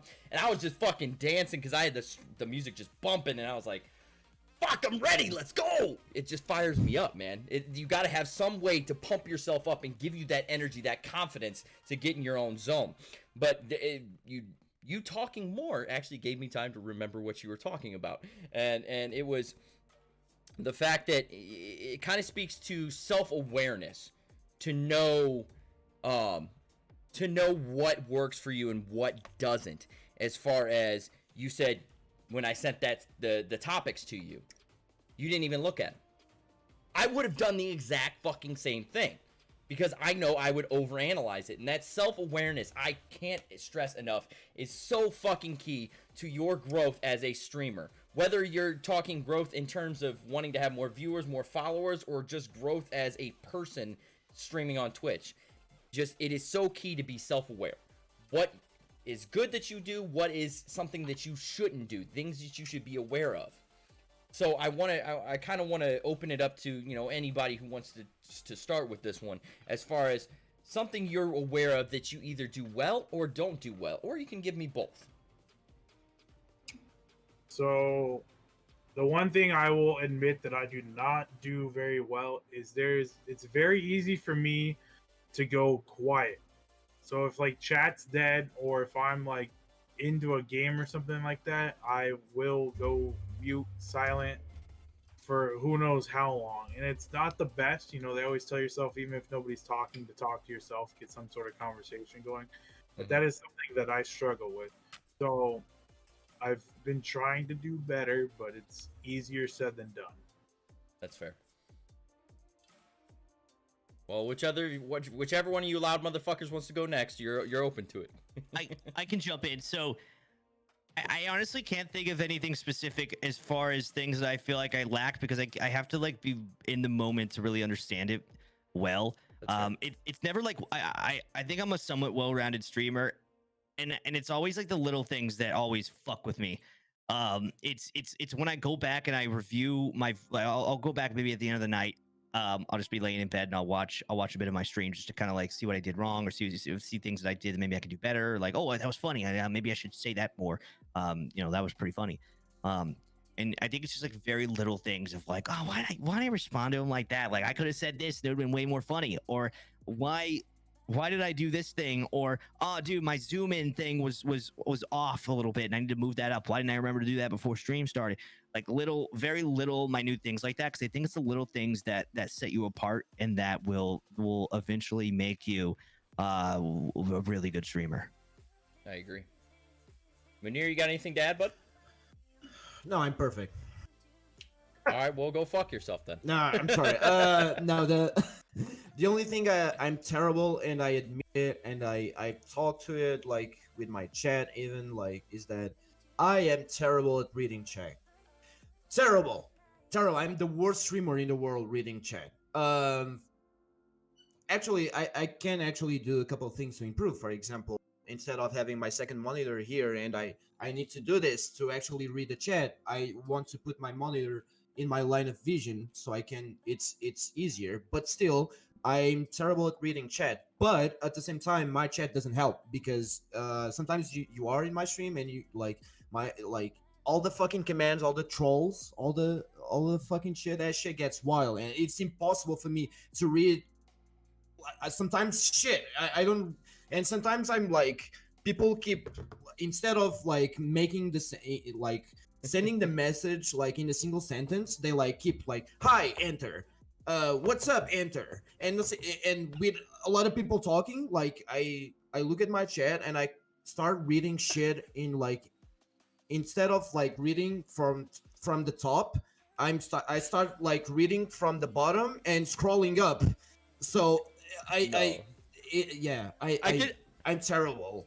I could see that in your chat, but I really the reason I was dying laughing right there is Cedar literally just typed it out. Is we were just talking with some samurai last night about that's how you DM people, and we're like, this is why this man is always in Twitter jails, because he sends it one piece of his thought at a time, one line at a time. Yeah, that's true. In Twitter, yes, but on Twitch, no.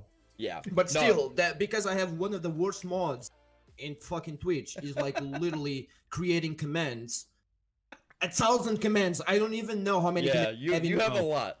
Reach. You do have a lot.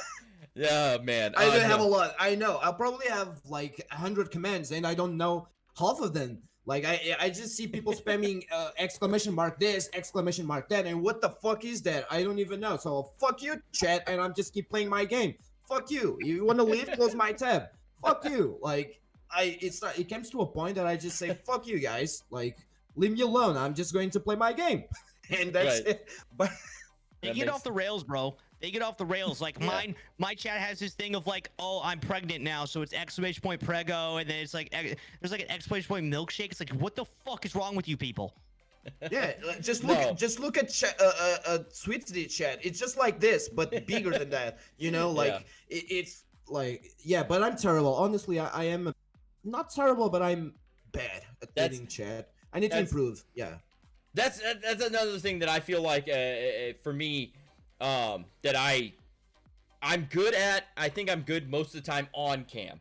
On cam, I feel like I do a lot of things well. And I'm like Nash. I go through and watch my VOD and I nitpick little things that I do wrong and I try to improve on those. But my big fall point for me is where Munir succeeds really well, is the offline content, the funny posts, the inspiring posts, this man uses social media. He uses Twitter better than most people I know, and that's something I fail at because I feel like I'm always like, I'm fucking busy, man, and like being able to dedicate time out of my day. I'm like, I even have it on my schedule at work. Schedule your tweets. Oh my god. I have a schedule at work where I'm like, hey, this is my I'm at work, but I'm gonna take some time to tweet some stuff out. In my early days before I get too busy, because there's some days where, man, I'm so fucking busy at work where I'll get the notification Munir's going live and I'm like, fuck, Like I can't pop in his stream. Like I get mad when I can't watch my friend's streams. Especially when I'm at the office, because that's my favorite thing to do. Is, if you guys haven't heard me say it before, is I put Munir up on my TV at work, and I just have an angry Portuguese guy just screaming "fucking dick" all the fucking time in the middle of a recruiting office. So like people are like, "What the fuck are you doing, man? This you should not be doing this, okay?" I'm like, "Fuck it, man. This is funny." And honestly, I've had people comment and they're like, I was kind of hesitant and nervous when I came in here the first time, and then I heard this guy just yell, "Suck my dick," as soon as I walked in the door, and I was like, you know what, maybe this is okay in here. So I'm gonna we're getting close to that 2-hour mark, so I wanted to open it up to chat questions. So chat, if you guys have any questions for these guys here, we already have a couple saved in here that I'm gonna get into, but if you guys have more questions, my mods are gonna highlight them, send them to me so that we can get things going.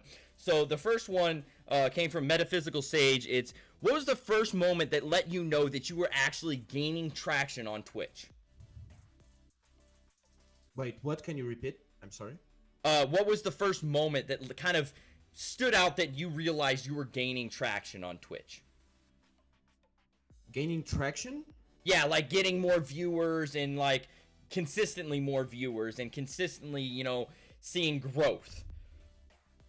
Was there something you were doing in that time that you feel like, hey, I started doing raging this? Raging a lot. That's why people start like spamming. I think what Santa Slays start spamming hashtag MQC, which is like instead of XQC, MQC with Munir QC. And Fair. But I think I was just raging with my own fucking game and talking shit, and people, oh, okay, this guy seems cool. I insult everyone. I ban my own viewers, but this guy seems cool. Okay, so I don't know. There's rage is content. I just rage. I don't know. I just myself playing fucking games, and that's it. But it's not only for that. I need to say that probably it's a lot because of my Twitter. I like to inspire people. I like to bring positivity, to try to help people in the background. I try to I see people like being so negative, like, yo, I only have 5 viewers, and I'm like, dude, 5 viewers, I can fill my fucking living room with 5 people. That's a lot people to like just to see me play games, and that's a good thing. And I see a lot of people, a lot of negativity, a lot of people like, oh, I'm going to give up, I'm going to do this and do that, and I'm that kind of person that even if my fucking life sucks, I try to find always good things in it and try to stick with it. I try to even in a negative thing, I try to, there's always something positive, and I try to pass that to other people, and I start to grow actually because of that, and people start following me because of that, and then people come to my channel, dude, I love your tweet, whatever, and then it's my job to retain those viewers. That is my job, and I think I do that pretty well. But most of the people come from Twitter, and because of my tweets, then it's my job to retain them. Yeah. But that's a good way to put it is in terms of growth. So Bennett, when was the first time you realized you were gaining a little bit of traction? What were you doing? I would say that I didn't have your typical start. I met some amazing people off the bat that kind of propelled me, maybe a little bit quicker than your normal person would have. But once I reached affiliate rather quickly, and then ever since then it was just slow and steady up the mountain, climbing here and there. It's always up. And then you have your little dips in the road, but you just have to move on and keep going. You can't let the downfall take over. So it's not all rainbows and sunshine. There's gonna be some bumps in the road along the way. So right. But so the thing that you just to make sure I'm taking this away right, the thing that you say you were probably doing right in order to gain traction was getting involved in a community. yeah, networking was huge for me. Mhm. Making friendships, relationships. You can meet people, but it's what you do after you meet them. The relationships and the connection you build with them from day one. Um, that's really how you're gonna grow. Yes, sir. You want to make sure it's all positive. Make sure you're doing things the right way. Yeah. Yeah, so the key word that stood out to me there was friendships, man. It's not just about networking and hey, I'm gonna grow, you want to grow, okay, we'll kind of help each other grow, kind of thing. No, you want to make these friendships, man. I'm telling you, these Sweetie. friendships are so important. Can I suck your dick for the viewers, dude? I mean, we can suck each other's dick. You get a couple of my viewers, I get your viewers. Like, I it- get my it's not dick how sucked, things yeah. work. I thought it was. Okay, my bad. Oh. No, I respect that. Yes. You ever seen Human Centipede? It's like that, but sucking dicks. Yeah. I thought that's the way to grow. I'm Don't- sorry. that's- I was. I'm using that from now on. I'm using was that from wrong. now on. If you're just your version of networking is benefit kind of thing, it's human centipeding. You're really just shitting down somebody else's. Oh my god, dude, that is so perfect an analogy. Really, it really is, because that's essentially what it boils down to. Because you're not making friendships. You're not invested in another person's well-being in life. Like anybody that pops in my chat, I try to get to know them as a fucking person, and I recommend that to anybody, man, because that's how you, even as a streamer, get a benefit from that, because you have more fucking fun than just, oh, this person's watching me, cool, he's another viewer. No, like, okay, cool, he's got my tab open, fucking fantastic. That's Yeah. just a number. If a number's important to you, you're doing the wrong shit. Correct. Yeah. It's all about what you do after day one, after you meet them, how you Mhm. move along after that is going to really say, what they're in it for, how you're in it for. You want to make sure that you're doing the right thing, Absolutely. I've kind of had like a little train. Some people know the story, some people do not. I was in a friend's stream of mine, probably 6 months ago, and there was another person in that stream. Many of you probably know Green Bean, and we got to talking and found out, oh, she's gonna go. She's going live tomorrow. So I tuned into her stream for the first time, and I was there for 9 hours, and that was kind of the gateway. I became a part of her community. I met Onyx on Twitter because Green Bean had tweeted about I'm trying to get affiliate, and Onyx reached out, and then so I became friends with Onyx and made my way building connections through his community. And then I met Sweet and went through his community and building connections. It's just a tunnel. You build connections with one person onto the next person. You keep moving and growing and growing. And so you want to make sure that you're doing it the right way. It's not just another, like Sweet said, it's not just another number in your viewer count. It's a friend. It's a relationship. So There you go. Munir, you had your hand up like you're in high school. What's up, man? Yeah. Just want to add something. Because that's actually it fits what he was saying. But I saw a tweet talking about this because people were talking. It's not all about the money. It's not all about the whatever. It's all about the friendships. Okay, that's all good. It's how you start. That's how you start. Okay, that's how you start making connections, making friendships, everything. But it really depends on the goal of the person. My goal, I don't see streaming as a hobby. Okay, and I'm really honest with this. This is the career I want. Of course, not only Twitch, YouTube too. But you can't grow. It really depends on the goal, because you can, if your goal is to have a small, medium-sized community, you can get to know everyone. But as soon as, if you want to make a career out of this, you need to understand, and if you work for it, you are going to grow and grow and grow and grow, and you can make friendships with 500 people or 1,000 people or even 200 people. You just can't. You have those friends that you made along the way, okay? But what I'm saying is that the perspective of someone that wants to make a career out of this, when you get to grow, you can't make friends with everyone. You just can't, because you don't even have time for that. You have a lot of things to run. You have your YouTube, you have your socials, you have to put content, you have to edit videos, you have your personal life, you have your wife, your kids, you have your IRL friends, you have other friends, you have a lot of things. So you can't grow networking. I don't like that word, but I don't either. making friends and whatever, you can grow. I can say like you can get like 40, 50, 60, maybe 70 or 80, but it comes to a point that even if all those people want to be your friends, you will, at least for some of them, it's impossible. It's not because you don't want to, it's because you don't have time to, and you are trying to improve your career. You're trying to make, like, you know, that's pretty much what I'm saying. That's how you start, but depending on the goal of the person, it comes to a point that it's impossible. Listen to this man right now. He just gave y'all a key, and I don't bring this up because a lot of people don't like to hear it because they're like, oh, Yeah, everybody yeah. wants to be friends.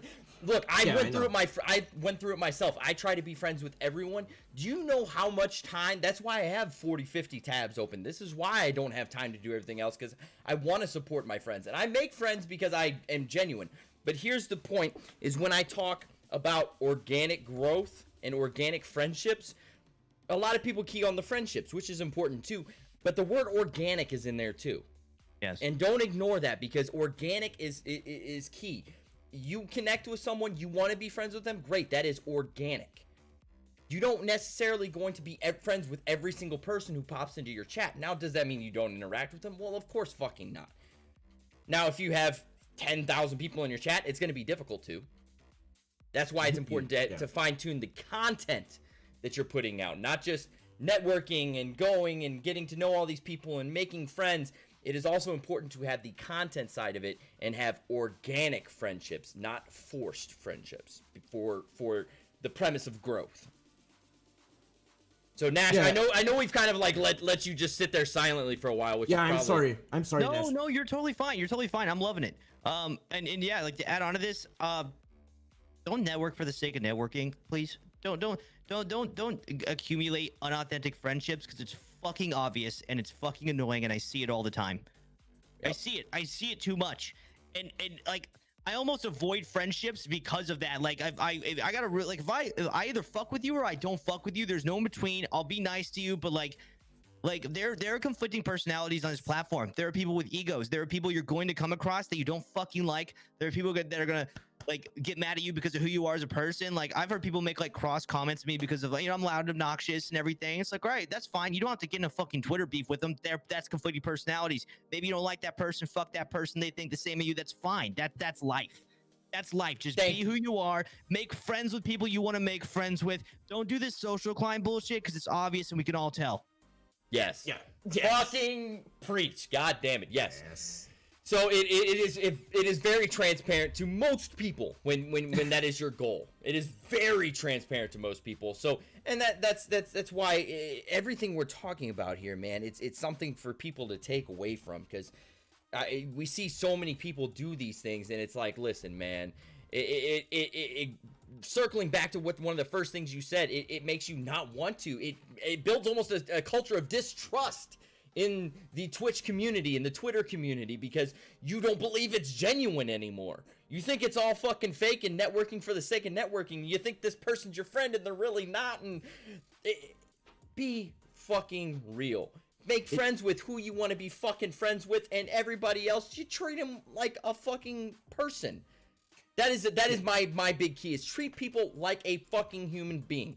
They're not just a viewer, they're not just a number. Do you have to be friends with them? No, but treat them like a human being. There. Otherwise, it will become a big Among Us in real life. Oh my, fucking great analogy. Jesus Christ, I never thought of it that way, but that's pretty true. There's a Like everyone is sus for me at some point. There's to be honest. imposters among us. Yeah. And you gotta watch out for them, and the other ones gotta help each other out, and not be that third imposter that we all talk about that doesn't really exist.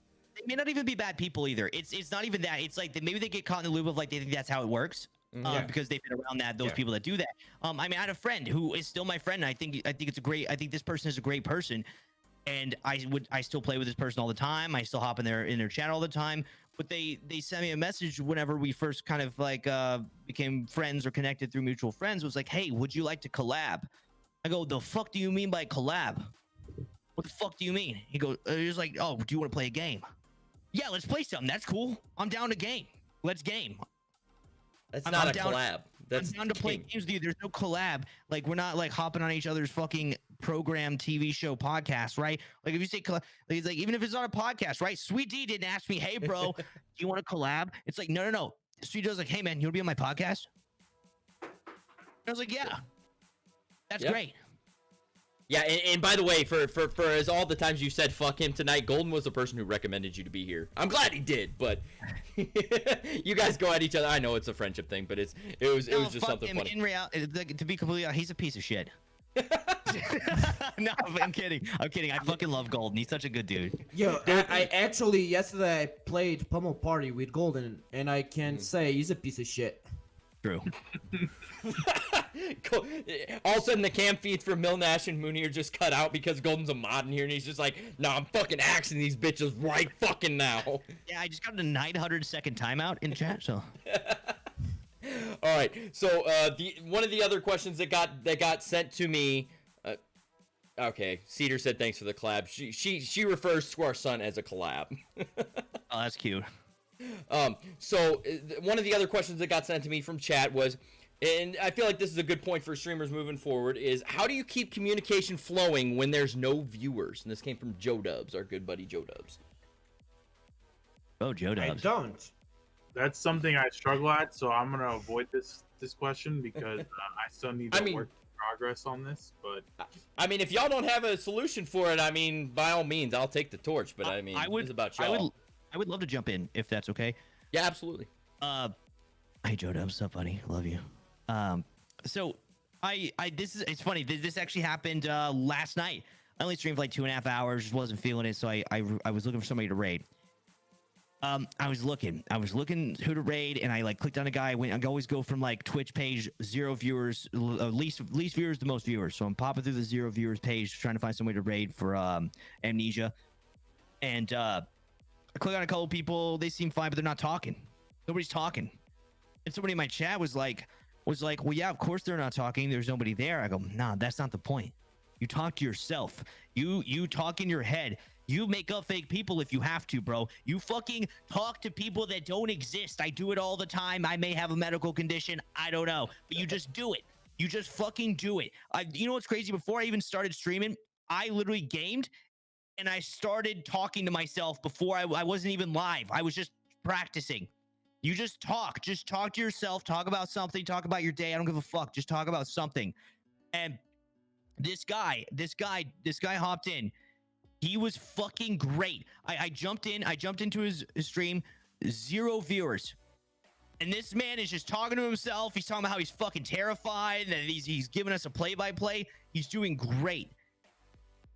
And I rated him because he was fucking awesome. And that's what you have to do. You have to talk like no one is there.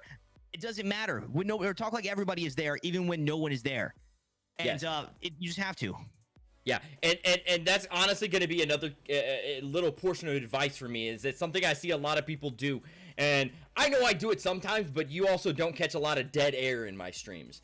And that's a key that drives people away is dead air. So when a lot of people, when they're not having viewers and stuff, in order to keep themselves entertained, they play music in the background that they can listen to, which is fine. You know, be aware of DMCA and all that.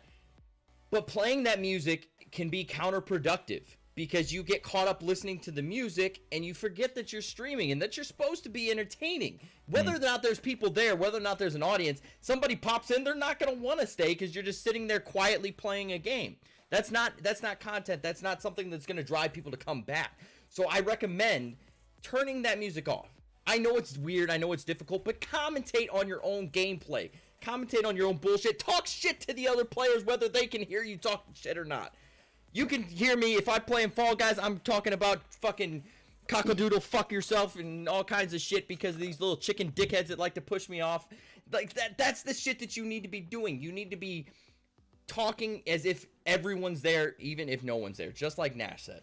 Go ahead. I would like to push a little bit about talking about music, turning music off. I would almost disagree. Keep the music on. Just fucking talk. You don't have to have the music off to not like. You can vibe to the music and talk, because I think that adds an element too. I mean, I like there when there's a little lo-fi in the back end of the stream, like even when the guy's talking, like I enjoy that. And that's difference of opinion, obviously. And also Tech Guy was like, as long as you don't argue with yourself, you're good. But no, I disagree with that. Argue with yourself. It's funny. Argue about how stupid you are, how unfunny you are, like anything. You could say a terrible joke and be like, "Hey, fucking idiot, that was a terrible joke," and then the joke is funny now. That's how you do it. You like I was saying earlier, you solve the Rubik's cube of the problem of what's happening in the moment. Sorry, D, back to you. No, I was typing exclamation point English because that's exactly how that started it out. Is because I just try to talk even to my fucking self, and I fucking trip over every other word. Why? I don't fucking know. But all I know is I can't speak English, so I speak it in cursive, and that became a fucking thing in the chat. So, but the thing is the music is not that you can't have music in order to talk to yourself. It's a good training tool for people that have a lot of dead air in their streams. Is turning the music off at least every once in a while so that you get into the practice of talking to your fucking self. Even if there's 0 people watching you, you're talking to your fucking self and not listening and focusing on the music at hand. So until you get used to talking like, you know, everybody's there, even if you have 0 viewers, that's just a good training technique in my opinion. Not something that you have to do. Like I said, I keep music on all the time, but that's because I don't have a lot of fucking dead air in my streams. I'm talking to myself constantly. All right. Any last save round questions for you guys? For chat, we're over our 2-hour mark, so we're gonna look into finding somebody to raid here in just a moment. Any last statements from you guys or any final questions in chat? By all means, this is open, so anybody that wants to talk, you got the floor. Well, not all at once, fellas. I can hop in on this. I just feel bad. I'm always like jumping in. You're good. So if there's anybody in the chat that wants to stream or is thinking about streaming or anything of that nature. If there's anything to remember, just be yourself. Be your authentic self, even if you don't know who you are yet. That's okay. It's okay that you don't know who you are yet. A lot of us don't know who we are yet. We're still growing. We're still trying to be who we are, trying to be different, or trying to not be different, but we're trying to be our unique selves. And you could just be open about that. That's fine. Just do it.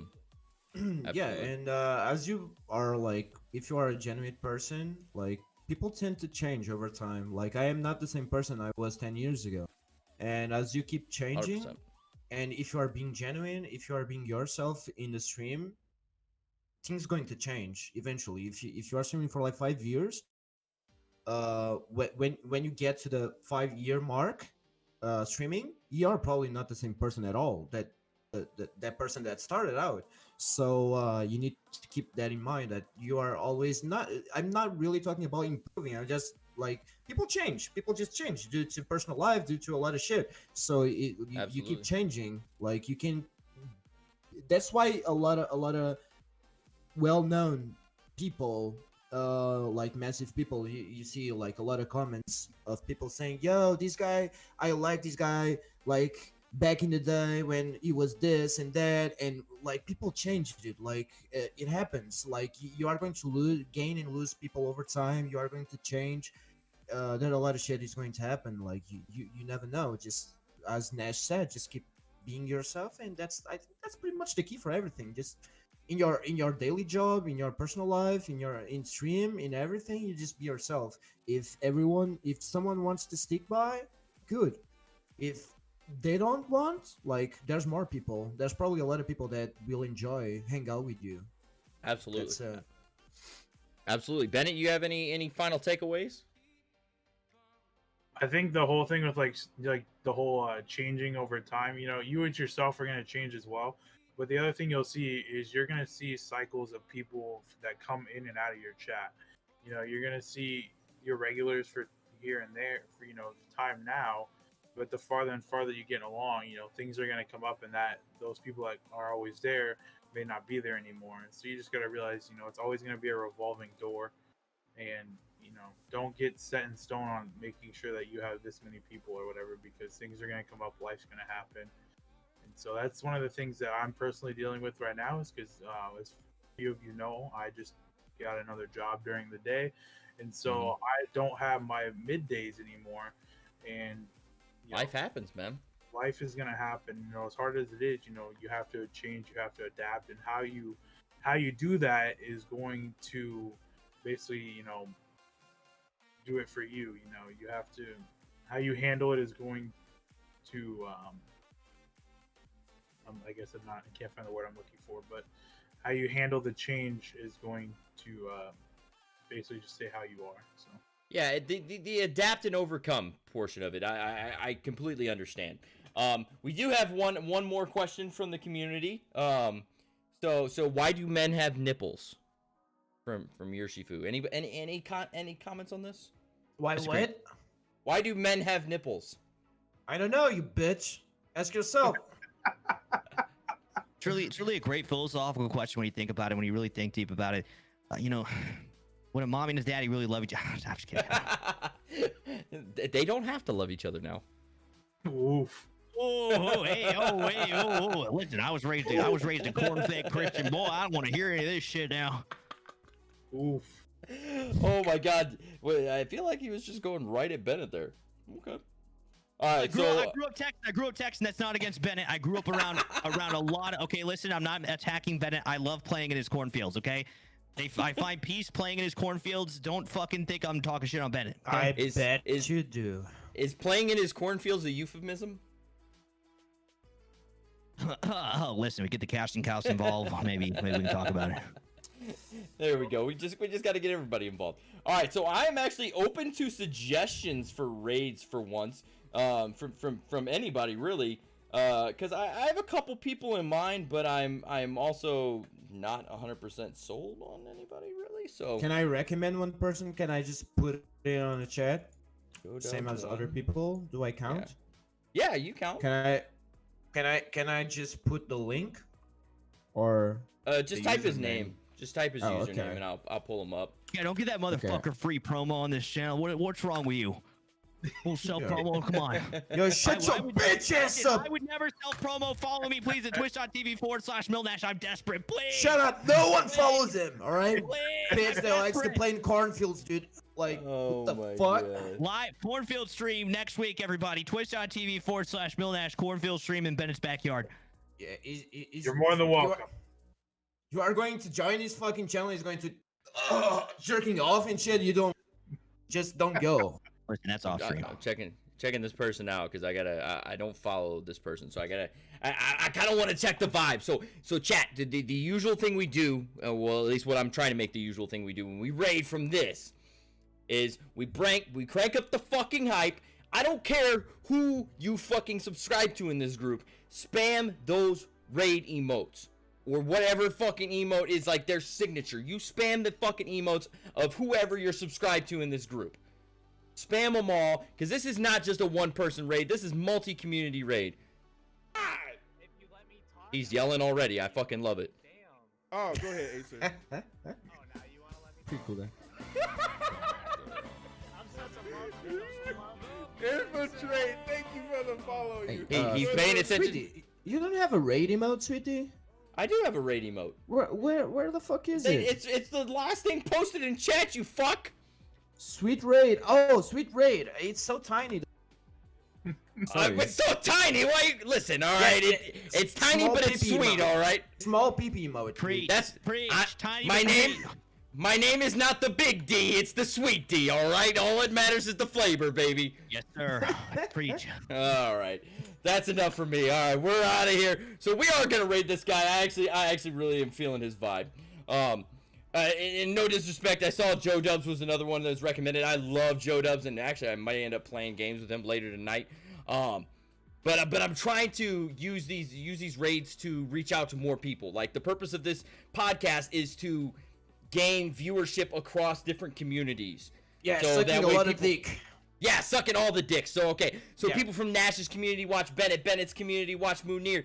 And this adds even another element when we raid into somebody different. So last time we raided Evora, and she's great. I know her a little bit, but not super well. But this guy is totally new. I don't even follow him. So that's what we're going to do. We're going to raid this dude right here. This, I don't even know how to fuck to say his name. Fucking Monkey. Monkey. Monkey D. D. Luffy. Luffy. It's like the One Piece. Yeah. I got it was from One Piece, but I just couldn't fucking pronounce it when I tried to read it. All right. Just chilling. Monkey D. Luffy, that's who we're gonna raid, guys. So like I said, spam those raids. You can copy and paste mine if you want, if you are some Sweet D subscriber. But like I said, if you're subscribed to any of these guys, spam their emotes too, because this is a joint raid. These guys aren't live right now, and their communities are in here watching. So we're raiding together. So we're gonna raid this guy, Monkey D. Luffy. He's playing some Among Us, which is always a good game. I feel like to go in and watch because, I'm about like to this. leave and go get some alcohol.